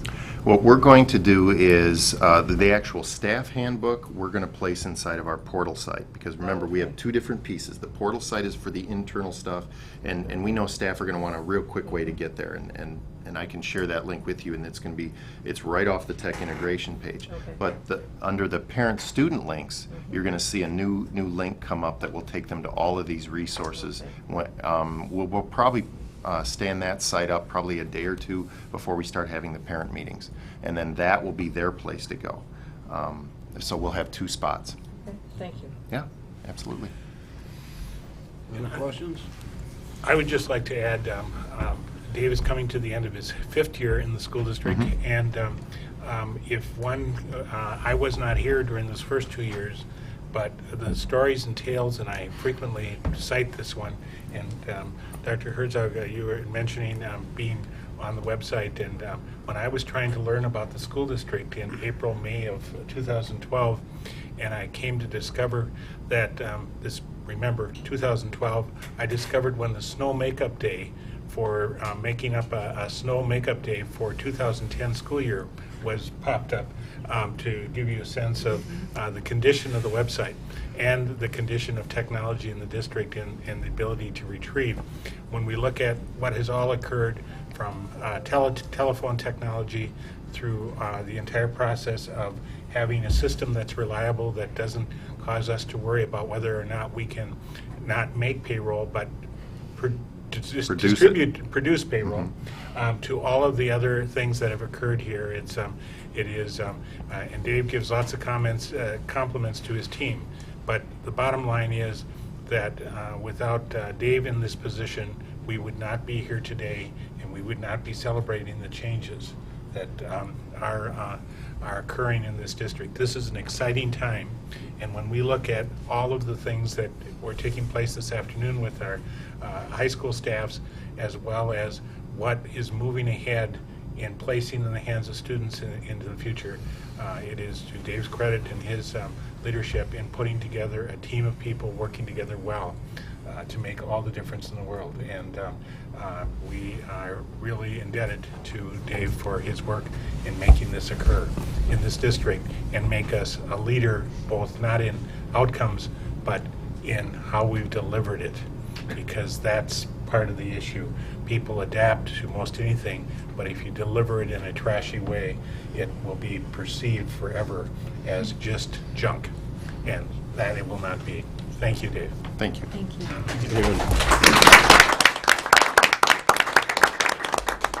Mr. President. Our fourth and final workshop. I'm sorry. Okay. So I know we're talking big picture here, but a couple things, like as a student, I know at North some people know that we're getting Chromebooks, and some people, like last week, a teacher said, "Yeah, we're going 1-to-1 next year," and I was like, "What? Like, what does that even mean?" So maybe some sort of formal acknowledgement of the fact that this is happening, and even like, I know we don't mail stuff anymore, but if parents are like my parents, they rely on me to show them my grades. Like they don't get the whole login to several different places to find out things. So maybe for something like this, actual mailing might be helpful, or something through school that actually gets delivered. And the last thing is, I think for the students that I know, it will be important to promote this as an opportunity, because, I mean, if I had a computer in front of me all day, I could get a lot of stuff done. But I know that that's not the same way for many other students, or maybe it is. And so to get them to really focus on, like, the task at hand will be important, and sort of talking to them plainly so that they get, we're not trying to like make stuff harder for you by saying you can only be doing this subject right now or whatever. Maybe just giving them, like, be responsible and figure it out, you know?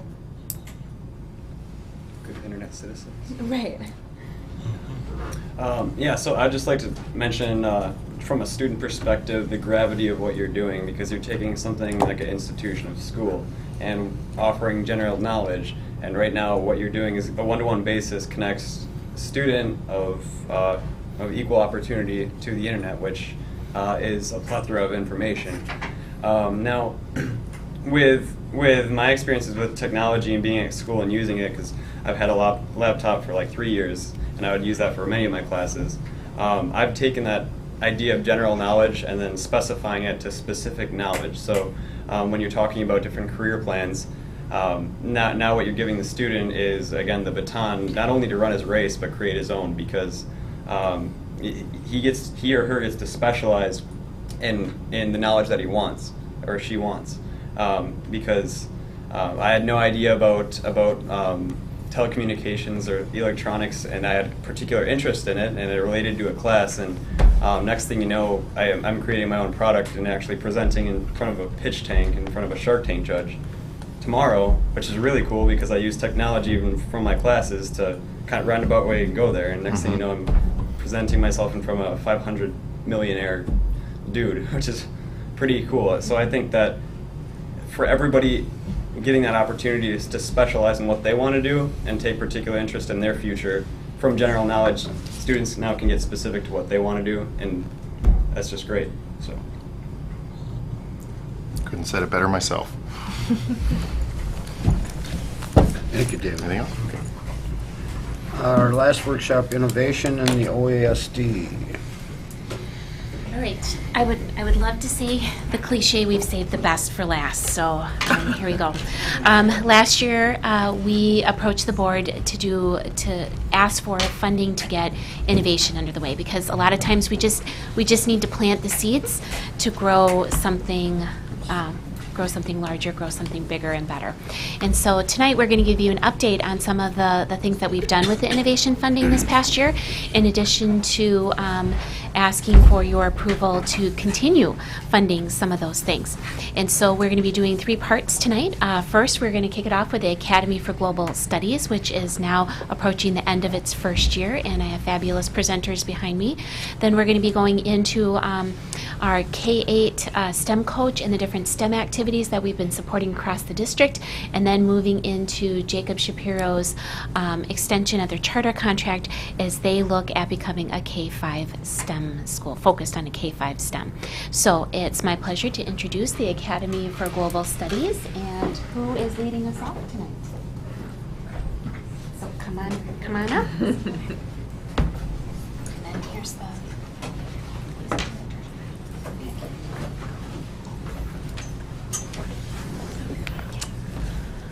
Hi, my name is Carly Boones. I'm Alyssa Levine.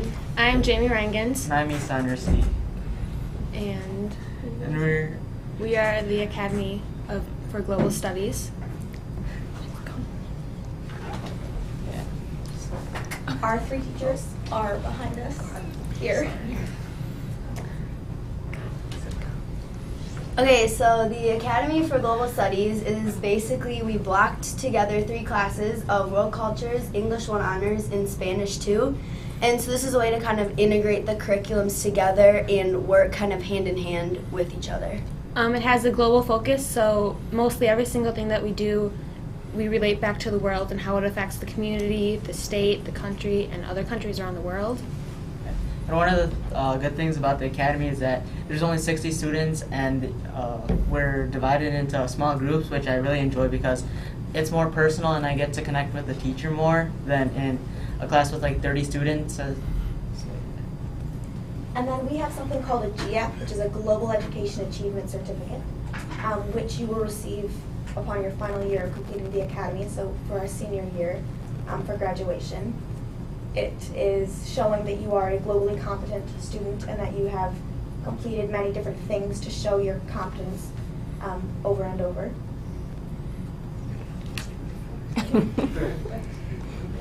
Okay, so one thing that's different about the Academy rather than a normal freshman day is that with the Academy we don't learn out of textbooks. We kind of learn more real-world situations instead of learning, like, say, vocabulary in Spanish or straight out of a textbook for World Cultures. So we kind of integrate it into real life instead of just learning about it and then forgetting about it and then not ever applying it to what we're doing in real life. In a normal freshman day, you also have 7 50-minute classes, but because these are blocked, you can do more things, and you can have like an hour and a half for Spanish and an hour and a half for English if you want that one day and not have world cultures, but then the next day you will have world cultures. And you can go on field trips within those 3 hours and be back and not miss any other classes. And then we also talked about like refugees, and then we actually got to meet a refugee, and they talked about their life experiences, and it made it like more real instead of like just reading it from a textbook or an article. So in general classes for a normal freshman, you would have projects focusing on one area. So for example, if you were to write a poem in English, you would write a poem in English. Whereas in the academy, we try to integrate all 3 subjects into one project. So every single one of our major projects has all 3 subjects into it in one way or another. Another thing is in a normal freshman day, it's generally just all written tests or map tests, say in world cultures.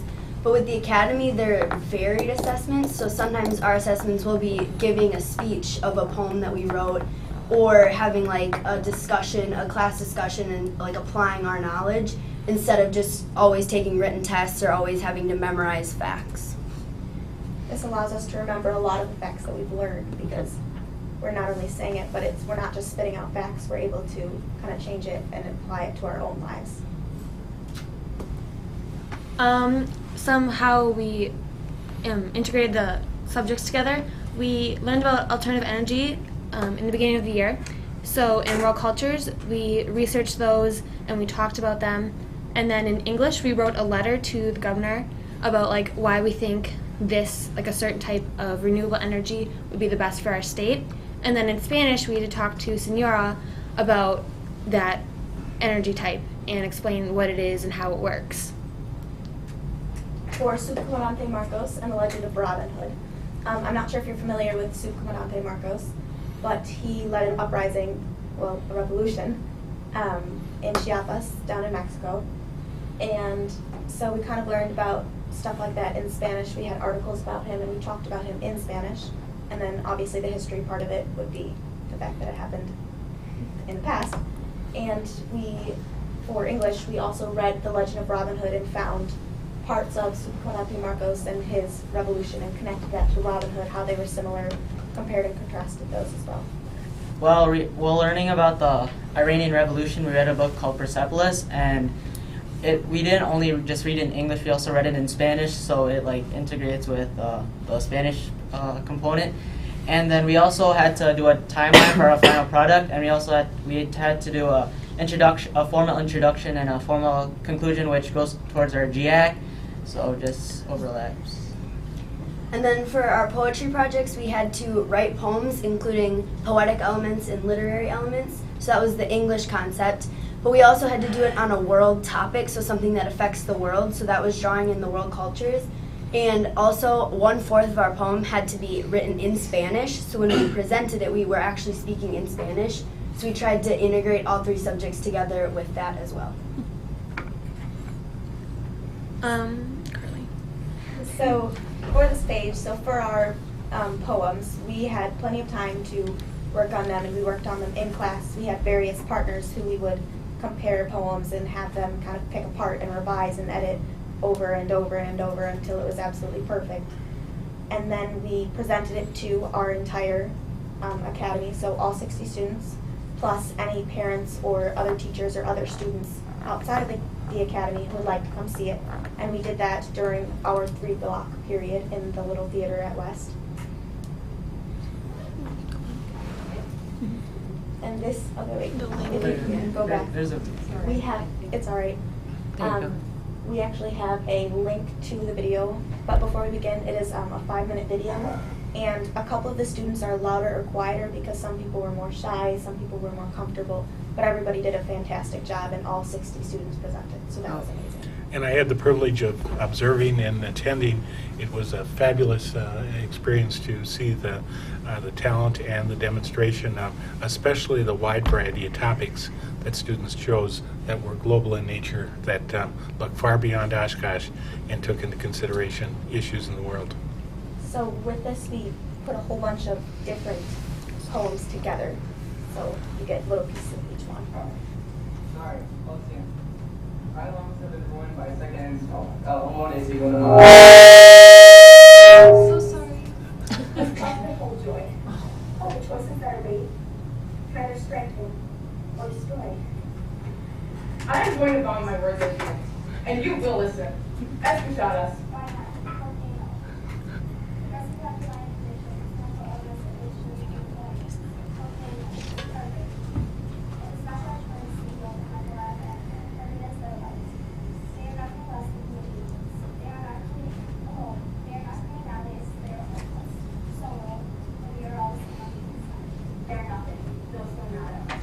They are just like little robots, no so nada.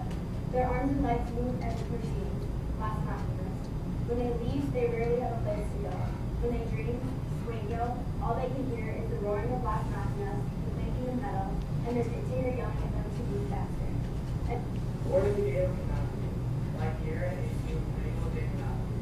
In this game, unforable wins and can't have no fun. War is a game where your knowledge is lost. War is a game where sometimes it's bad to just roll the dice.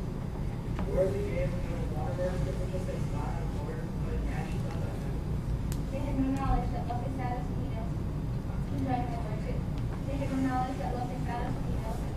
Drop the first power box right back in the heart of the skin. Back and forth. They eat at your bottom. All of this more that you get up. Then and more. Say millions lives in the end. Both can those who satisfy this speech to prevent these gases when they ever happen. Your turn. I'll jump right in and enter. It's like a cataract. One eye, all lining us. While coming up this evil has kills, money, hurts, murdering, peaceful. Your turn. I'll turn around and enter. Not such rulers in rural cities, United Scholars. The Lord Cass citizens will agree to work. I will, in any way in order to obtain the narrow. Your turn. I'll turn around and enter. And there's hundreds of books, English, that the illiterate are able to read. Where? Except we know soldiers can read and see where there's probably one. But we know soldiers can see. 51 millones de personas planted 13 without homes, forceless and refugee zones. ¿Quiénes son? They're the displaced. Displaced? Displaced like in car keys. The displaced are those who don't even have a home in their own place. Displacement changes you, your family, and everything else in your life. It takes a slice of you and deprives too. Are you doing anything? No, we just simply ignore the fact that millions are dying of hunger and are homeless. And we just say, we've given our share, now leave it to the UN. The subject somos personas to replace. We say we want change. Cambio. We say that according to the news, people of Afghanistan, Saudi Arabia, and other Middle Eastern countries are all gun-crazy terrorists. But we also say that the news never tells the whole truth. In this day and age, Landia, people, personas, all even, to rally against the potential that we have. Landia, children of the armed content, transfers of the fall. Everyone is trying to be perfect, but in reality they're trying to tax the delicate diseases and addictions of instinct. They say that I deserve it. My spiritual too much died. They say I should have ran them, or said I'd rather die. They say that I'm cruel to speak and call them out. They say he didn't mean to, but that's not what it's about. It's not about my actions, nor what I chose to wear. It's not about ethnicity, or how I did my hair. It's all about society and how we view the crime. The perfect little picture of victim shaming in its crime. We say that having a diverse culture is good, bueno, excelente. But we start saying uncalled for insults as soon as someone un poco diferente shows up. It is a sin that LGBT youth are 4 times more likely to attempt suicide. 4 veces más probable than their straight peers. It is a sin that homosexuals in Jamaica may be stoned, beaten, raped, killed. It is a sin that there is still a closet, un armario, other than the one that contains the colorful cotton miscellany we call a wardrobe, and that all over the world people are trapped in that closet for life like fish in a tank. Porque it's a sin, or so they say. Perhaps being gay is not the sin, but rather the fact that we still believe it is. But refusing to accept one another, That is the biggest sin of all. Together we can help the world become more safe.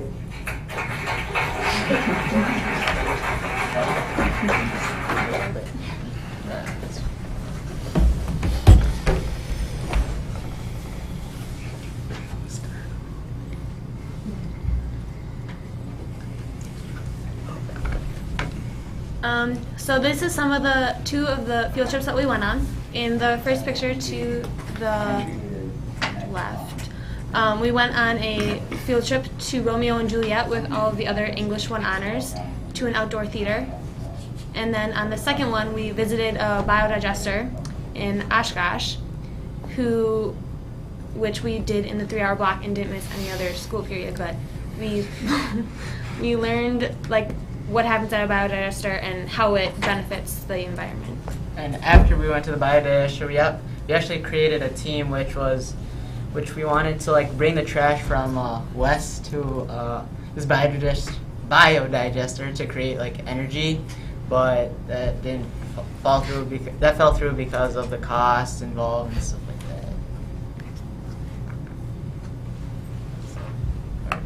So we also went to the Wisconsin Military Veterans Museum when we were learning about the Vietnam War and the Korean War, which is also known as the Forgotten War because not many people remember it. And then we got first-hand experiences from the 2 veterans who came and talked about us and what life was like during that time in the war. Okay, so one thing that we have in our school is we have a sister school over in Rüsselsheim, and we have some German exchange students who come over here, and we send some over there. And so when the German exchange students came, as an academy full group, we had the opportunity to speak with them and talk to them about their experiences in Germany and their experiences in America, how it was different, that kind of thing. We also held a collaborative lunch. We've had a couple of those, and it's just a time to get together as an academy and just kind of talk about things. Recently we had someone who was displaced. She came in and talked to us about Western Sahara and the events that were happening there, which was really cool because we got to hear a first-hand account of what was going on. This is when we went to La Cabana restaurant, which is just by Dairy Queen, and we actually applied our Spanish that we learned about food and restaurants. So we applied it to the real world, and we had the waiters and waitresses speak to us in Spanish. So. And then we also had multicultural night, which some of us participated in. Okay, so this was pretty much a night where we all, or whoever volunteered to do this, made a PowerPoint about a holiday from somewhere around the world. So Jamie and I were in a group, and we chose the holiday Day of the Dead. So we would have groups come in, and we would present our presentation and kind of like give them background knowledge on the holiday. And then we also had a craft that we could do to kind of just like something fun for them because there was a lot of kids that came in. So we kind of just got to go around and we got to teach them stuff and we kind of got to learn stuff from them. So it was really cool.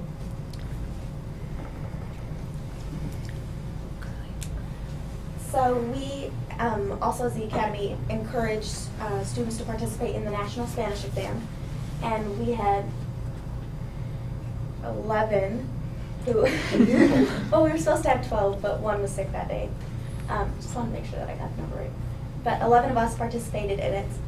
And as you can see, we had 3 who got a bronze medal, which is really good because they don't start ranking until the 50th percentile. And it's actually really hard to get that. So every single one who participated ranked, and that was actually incredible.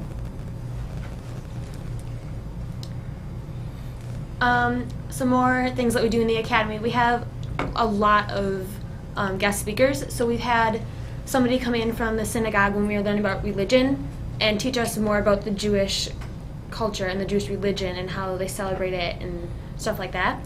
And then we had somebody come in who has been to Israel and has taught there and like what she experienced when she was there.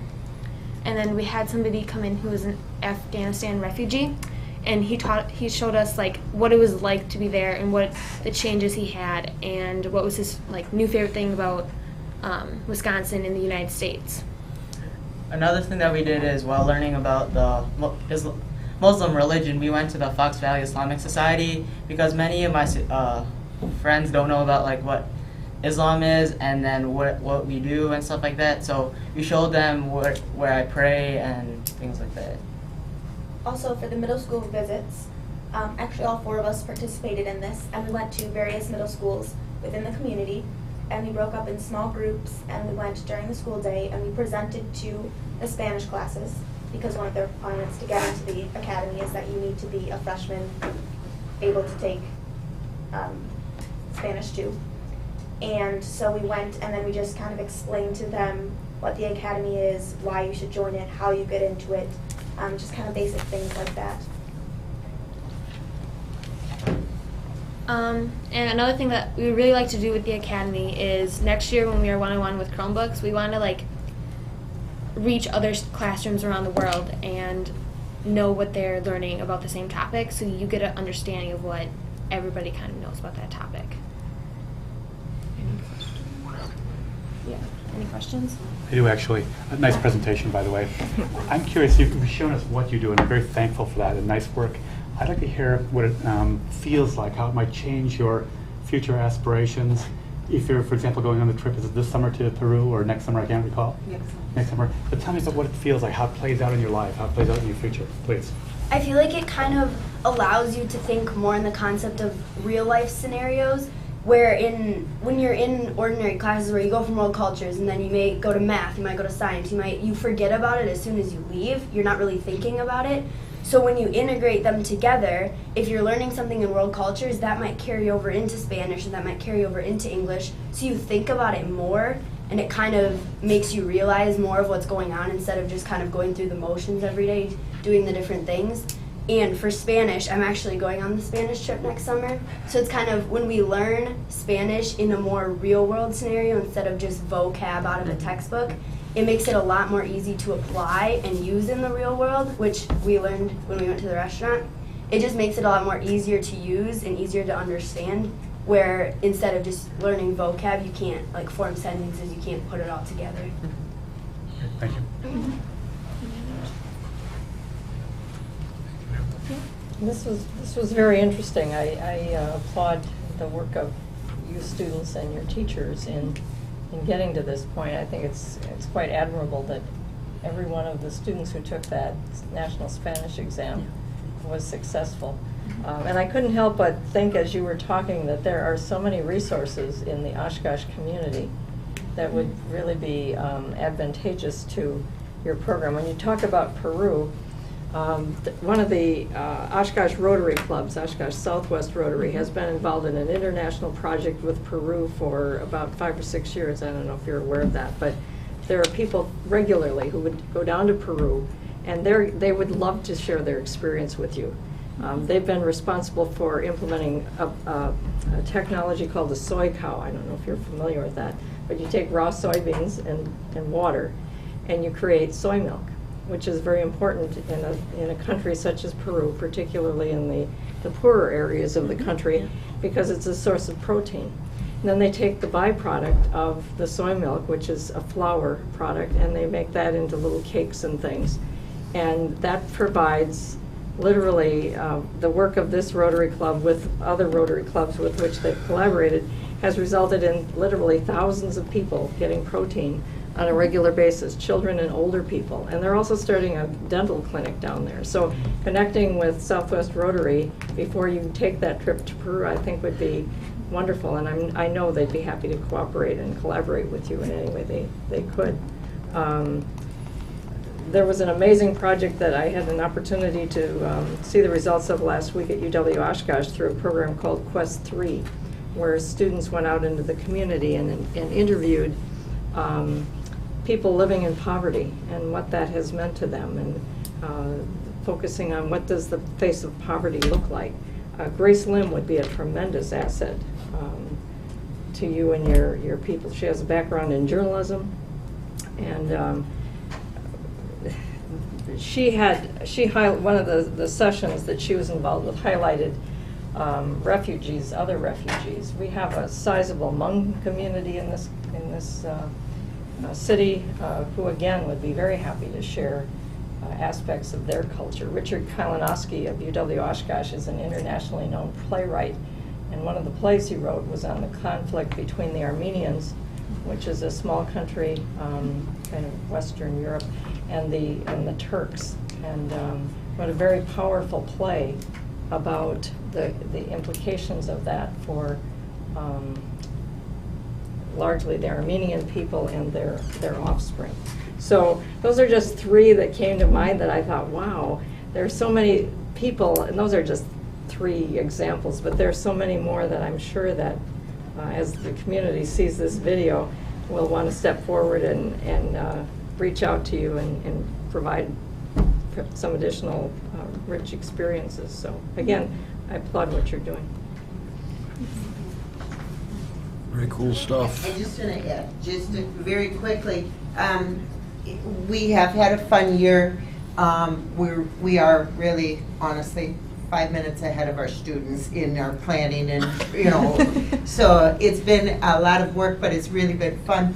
We put together a little handout for you guys. It's some information. The first one is just a little more about the Global Academy, because we know it's new in the community and there's not a lot of information out there. The second would be a little brochure about the GAC, and it's a pretty exciting opportunity for our students to get that DPI recognition for their work. The third one is kind of like a state of where we are, kind of what we've accomplished, where we want to go, because we know we have work ahead of us. But and then the fourth is an article I found in this week's The Atlantic about the state of language preparation in the United States. And it's interesting to me that at the end, the call for the future would be to combine it in other content areas, so it's not just Spanish, like you said, learn a list, regurgitate, but actual, in content. So those are all for your reading pleasure. We have some parents here also, I don't know, and we're happy to answer any questions if you have any other questions. Thank you. It was an excellent presentation. There's some very cool stuff going on over there. I just want to add, one of the reasons that that the Academy is here tonight is because we're asking the board to consider funding some additional FTE, because our Academy teachers, as you can see, have done a phenomenal job.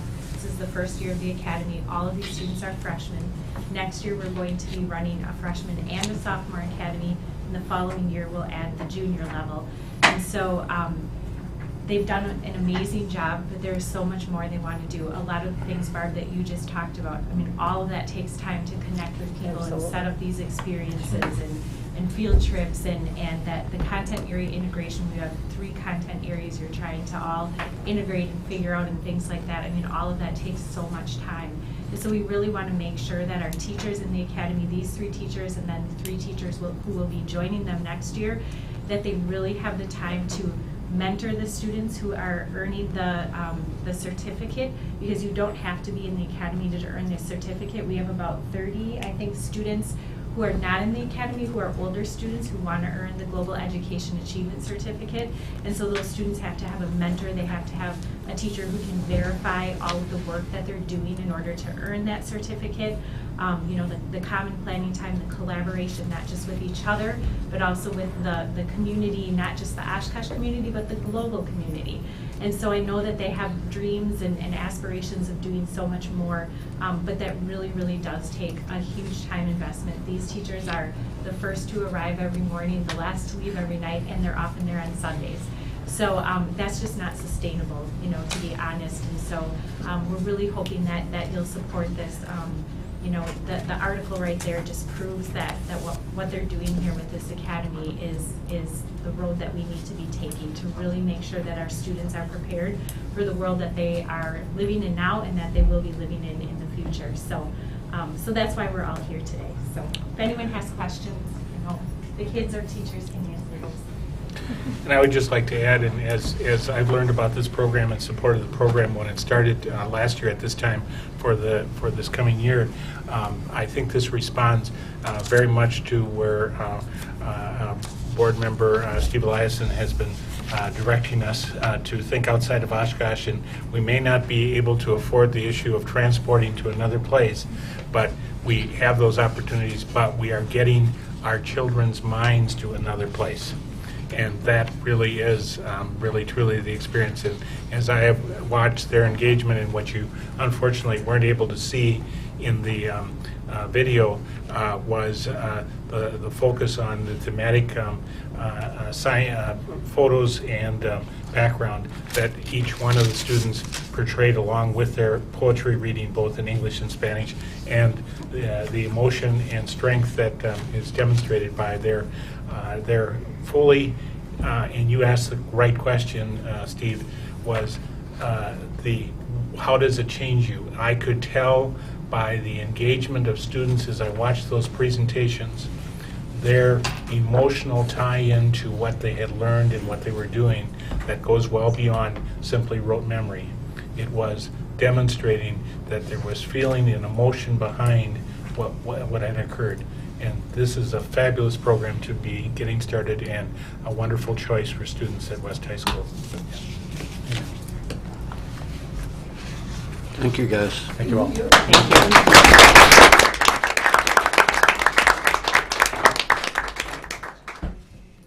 we have any requests for future agenda items? We're not finished. We have to do the STEM. What? STEM. It's all under the same topic. Oh. Okay. Right. So, Julie will be coming. So yes, come on over.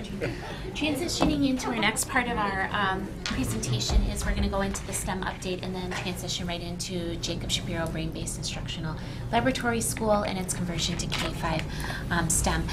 As you can see, as represented in the Global Academy, and any time that I have talked to our board members or partners about innovation, there's three key ingredients. There's an internal champion, an external champion, and a partner willing to support in different ways that are keys to innovation. And as you can see in that Global Academy, we had our internal champions as our teachers. Erin Cole, the principal, has been a wonderful external champion, getting barriers out of the way, along with other members in the district that were really helping that academy along. And so as we go into this next part, it's my pleasure to introduce Sarah Adamat, who is our K-8 STEM coach, who in different capacities has acted as an internal champion. Sometimes she's acted as an external champion, and sometimes we've acted as a partner in several different areas that she's going to highlight tonight as we talk about our STEM update and our progress that we've been making. So Sarah, can I turn it over to you? Sure. Well, and so just to keep this kind of brief, looking at the school year, what we did is started out really looking at, I think, one of the common threads that we heard tonight was about partnerships and how are we sustaining those and building new ones. And so one of the first things I did when I came on was see where are we going and where had we been in some of the partnerships that we had already established in the district, and then what are some of the newer things. So one of the first things then that we had was the STEM nights in partnership with University of Wisconsin-Oshkosh, both the education and the nursing students, and so they came in and helped us run the 5 different middle school STEM nights, and then we also had a couple at the elementary schools where it was really a way for the students and their parents to engage in learning about different science and technology, and not so much the mathematics in STEM nights. It's interesting that the acronym has science, technology, engineering, and mathematics in it, but I think it's really also a pedagogical tool, like how are we learning differently in the classrooms, how are we integrating and really doing more project-based thinking. So we also partnered and looked at the students' certificate requirement for the environmental part of education, and again with University of Wisconsin-Oshkosh students coming out to Oakwood and spending the whole day with the grade school and kind of looking at what are the activities that they created to help them in their understanding of what the environmental piece looks like. We've been co-teaching science classes as much as I have time to do so. Really spent a lot of time in the 4th grade at Jacob Shapiro this year and helping them think of different ways to really start to integrate the literacy along with the math and the science. So just some pictures there. We also had community involvement, I think, again, which is a very important part of learning, and showing the students not only are these courses and things that we're learning about, but they could be potential careers. And so that was really fun to have somebody from Ernesi Organics come in and talk about being both a scientist and an engineer and some of the things that he was doing.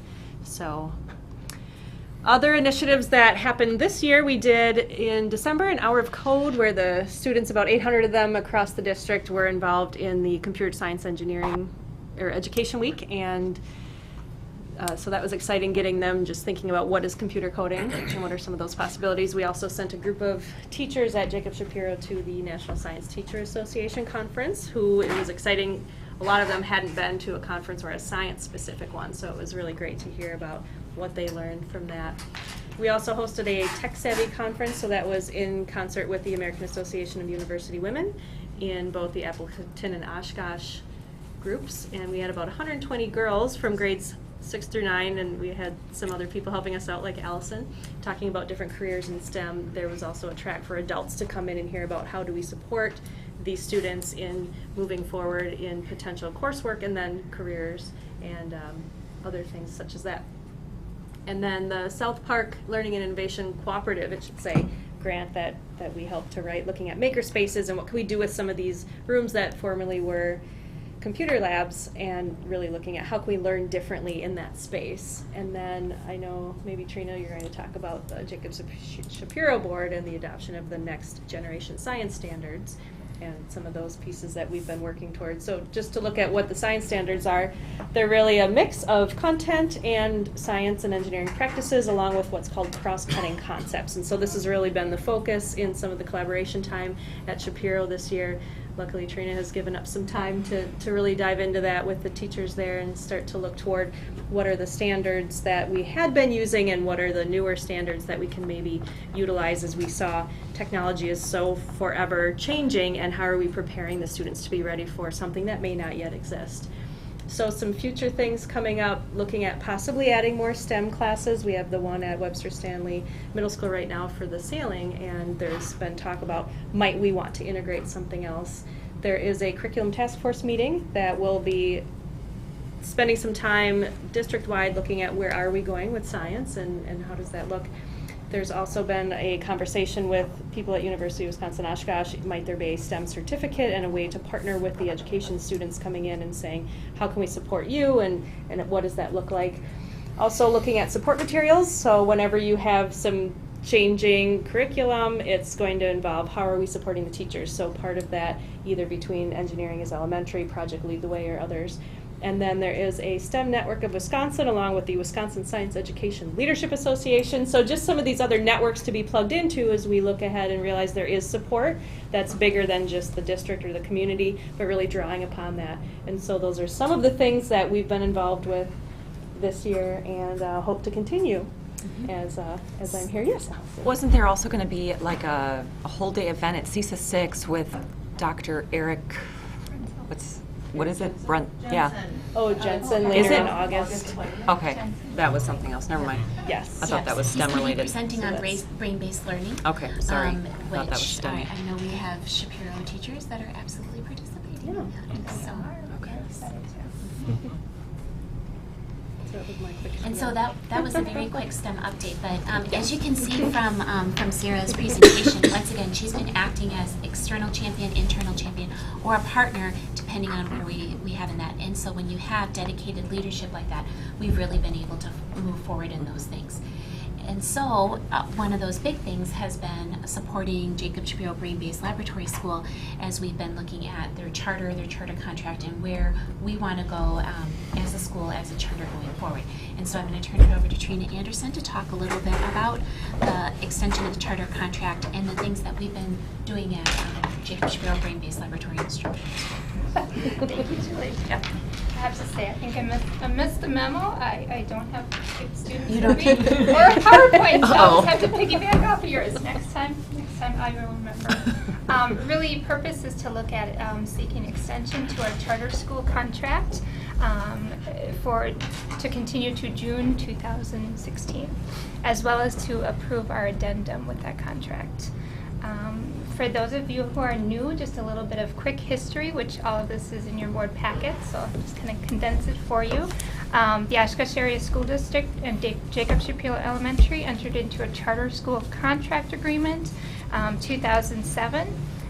They went through from 2007 to 2012, kind of that whole process and that dissemination, and that kind of led us to last year. Last year was my very first year. It was quite a journey. I started the end of September. School had already established. So coming in as a new leader, I really wanted to take some time to focus on looking at what are building those relationships and rapport, obviously, with staff, students, as well as our parent community. And after having that and building that trust, really focusing on what are our values as a community. I invited parent feedback, really focusing on what they love about Shapiro, but if there's something that they could change as well.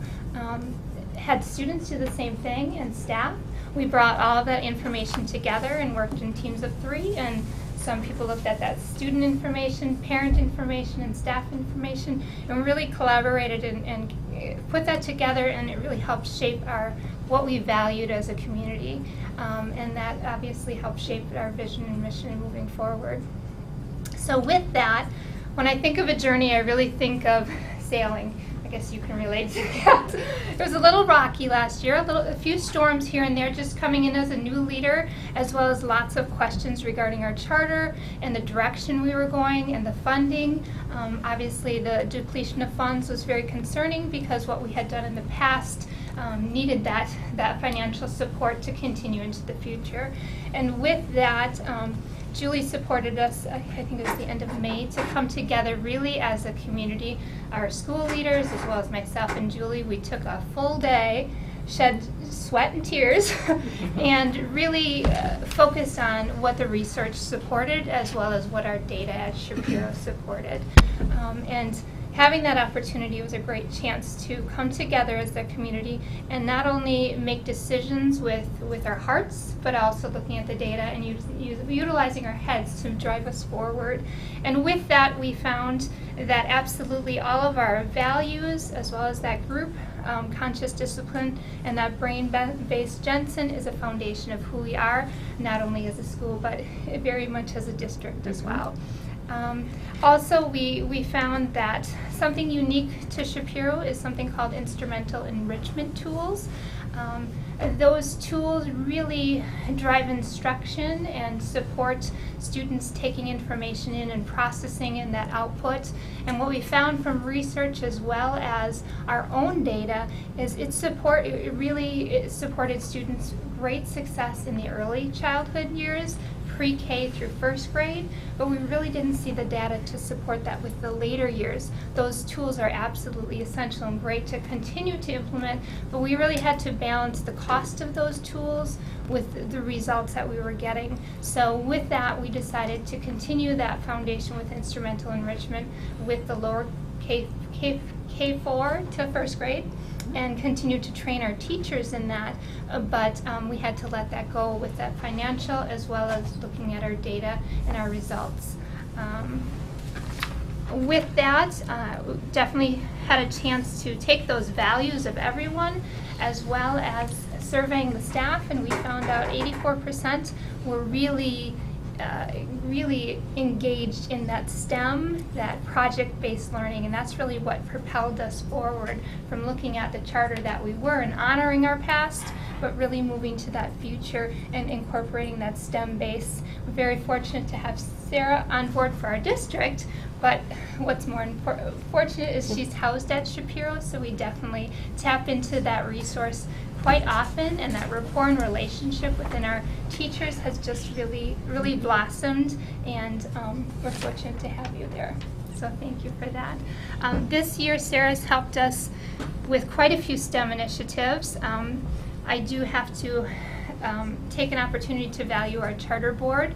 We have great members of our charter board that really helped us to establish foundation and ask some great questions as we move forward. So the support from the charter board, as well as our staff, as well as Central, really we're all working in that same direction, and that is a celebration. So with that, we've met multiple times with our charter board to have quite a few conversations. We've looked at adopting the next generation science standards as we move forward as a school. With that, we're doing some summer training as well as implementation of some curricular writing to move forward. We had a staff development today, just the excitement and looking at how we're going to align that and really looking at one strand and working for grade levels and implementation for next year. It's very exciting. Sarah had an opportunity to co-teach and plan, as you saw on the PowerPoint, with grades 2, 4, and 5. We worked in collaboration to really look at the dimension of the next generation science standards, the discipline core ideas, and those cross-cutting concepts during collaboration. We had an opportunity to engage families and family lights, really looking at the STEM foundation, as well as how they really incorporate the Common Core State standards. And looking at that alignment was very empowering. Let's see, as you mentioned, a group of teachers had a chance to go to the National Science Teacher Convention.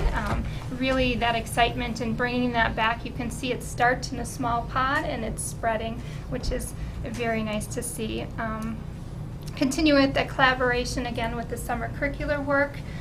Conscious discipline, we not only last summer had a kind of a grounding foundation because we had quite a bit of turnover, had an opportunity to bring that to our staff, as well as embedding that throughout this year's collaboration to continue that. We do have currently one first grade teacher that is not trained in instrumental enrichment, and we do have plans to make sure that that person is trained this summer. Fortunate again to have Eric Jensen coming, because absolutely Jacob's here with a brain-based and moving forward, as well as the district moving forward. That we have currently six of our team members at Shapiro going to that. 2 others, so really 8, but don't tell anyone because but they service other buildings, and I made sure that they were on someone's list. So those 8 people will be coming back in August to make sure that our staff is refreshed in that brain-based foundation. So with that, just looking at the contract addendum, very similar to last year. There are just a few modifications. It incorporates many of the things that I talked to you previously about. One of the areas that came to attention was the physical environment, and that's something we're still having conversations about as we move to that project-based learning and knowing that our facility is an open concept with no walls. There are questions and concerns with that, so definitely open to future conversation regarding how we can support that project-based learning as we move forward. Within the contract addendum, very quickly, it just really outlines the administrative services for myself, as well as Julie Mosier on that team, 3 community members, 3 staff members from various levels, as well as the 3 parent involvements with that. It's interesting because our charter, there's so many things that it's aligned to the Oshkosh Area School District. For example, the hiring absolutely is aligned to the Oshkosh Area School District the same way we would hire any other employee, other than we make sure that it is in the handout that's publicized to the teachers that this is a charter, and really with a STEM focus to make sure that they have that understanding, and we have that same communication as well as values when they come aboard. One thing that is a little bit different than just the normal is the elementary curricular materials with that IE piece for the 4K through 1st grade. We did put into the addendum that we did adopt the next generation science standards, and that's something that definitely I hear more vision as an Oshkosh Area School District be moving forward with as well in the future. Professional development is very similar to any Oshkosh Area School District school as well. FTE is dispersed the same way, and as well as the funding for our school is allocated the same as any other Oshkosh Area School District. So those were the highlighted things that were in the addendum. Are there any questions with that?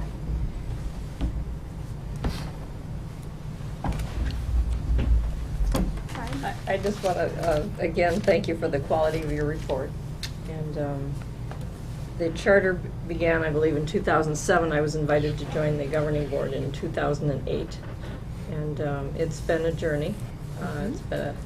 It's been very exciting to see the progress that has been made there, and again, the emphasis on student learning and the early adoption not only of instrumental enrichment but of conscious discipline, which also go hand in hand. I've had the opportunity some years ago to substitute as a principal there, and it was very evident that the teachers all spoke a common language. They had common expectations in terms of behavior, and that made a world of difference in terms of student behavior and the ability of staff to interact effectively with a child who maybe had misbehaved, and how they would deal with that and incorporate conscious discipline and coming at that from a cognitive approach. It's been very impressive, and I'm grateful for the opportunity to work with all of you, and I know that Julie's coming on board as a central office advocate has made a world of difference in the last 3 years. So I want to thank you specifically for that, and Trina and Sarah for the work you've done over the last 2 years and now 1 year to move this initiative forward.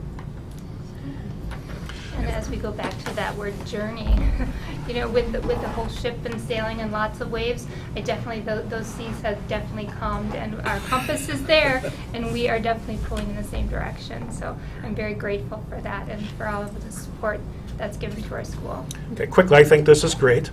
But if you followed my campaign for this seat, I'm sure you're all just following it with bated breath. I mentioned a lot about STEAM. Yes. And tonight, even tonight, Dr. Grunlock mentioned the creation is going to be part of the learning system. And those poems that we saw were not just people reading poems. There were some acting and staging going on. I think it's going to be coming to us in the near future of changing STEM into STEAM. I'm just wondering if there's been... There's absolutely been conversation about that, and I just think we just use the word STEM because as soon as you start throwing, you know, we are so acronym laden. I know that Kelly and Jim, that when we met and we were going through all of that, you were drowning in an alphabet soup. And so absolutely, when you think about 21st century skills, you think about collaboration, communication, critical thinking, creativity. And so those pieces being creative in your thinking and how you apply that is absolutely part of this. When we think about the engineering process and the conversations that we had, you absolutely have to be creative in all those things. And then when we talk about varied assessments and how students show through performance or through whatever route they need, we need those outlets. And so absolutely that's part of it. And so we may not always insert the acronym, but as leaders and as educators, we absolutely have the arts and those pieces of creativity embedded in what we're thinking. So we can start throwing around STEAM if we like, or letting off steam if we want to say that way. Let's do so. But no, absolutely, creativity is the key to all of this. I'm here for 3 years, so I think by the end of 3 years we'll be using STEAM. Okay, yeah. all right. I like it. Yes. Absolutely. There's also STREAM, which would bring in the reading aspect. One at a time now. Sorry. I would just echo the comments of Dr. Herzog on the issue of Julie's full engagement with this. This would not be in this position, and Julie has dedicated many of the resources from the curriculum office to subsidize and bring this about and make sure that it happens. And we know that this is planting the seed is essential to doing so. And having Sarah on board is just critical to provide us with the content knowledge. And then we have a fast learning principal who, as she describes, needing to come to terms with all the expectations and needs.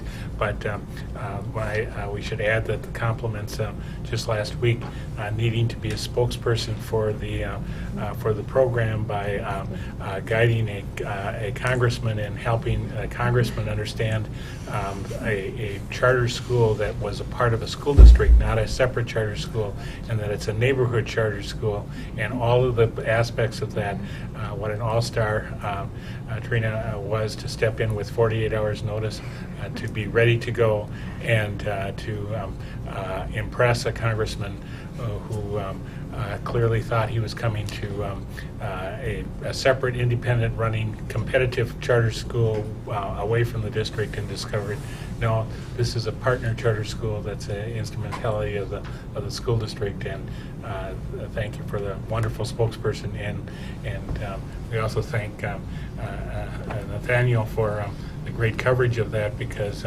I was getting comments at a meeting I was at on Friday, because it was picked up on the statewide blog on the about this wonderful charter school in Oshkosh, and we got wonderful publicity across the state because of your being an excellent spokesperson, and Nathaniel writing something that was picked up across the statewide network. So thank you. Thank you. Yeah. So going forward, you are going to see on May 27th, you're going to see two different resolutions. You're going to see one to support the innovation funding that was outlined in your board packet, along with the extension of the charter contract and the addendum to that. So we would appreciate your support on May 27th. And the last thing I would want to say, it's been a very long night, but an exciting night to look at all these things. And this is really an example of, when we look at the Oshkosh Area School District, how we are truly innovating. As we go forward with public education, and we start to say, what is this going to look like, and where are we going to get funding from, and how is this all going to work?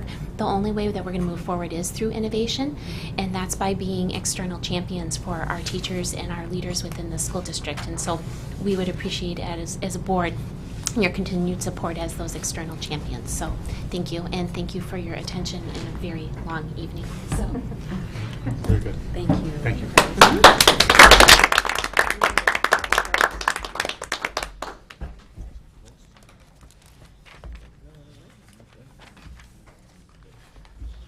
At this time, is there any requests for future agenda items? I'd like to request that we have a workshop at some point in the future on the creation of Fund 46. I'd like to get this thing up and running. Well, the Fund 46 is coming as an action item to approve it, because we workshopped it. We workshopped it with the facility long-term capital improvement plan. Sure. Yeah, we're planning to bring it to the board so that it's in place at the end of this month. Excellent, excellent. Announcements, anyone else have any announcements? Hearing none, motion to adjourn, I guess, would be in. Second. I'll call the roll. Eliason? Aye. Evans? Aye. Garner? Aye. Rizzo? Aye. Rosenberg? Olmsted? Aye. Ito? Aye. Motion carries. We just made the 9 o'clock. I mean, come on. Slide right in there.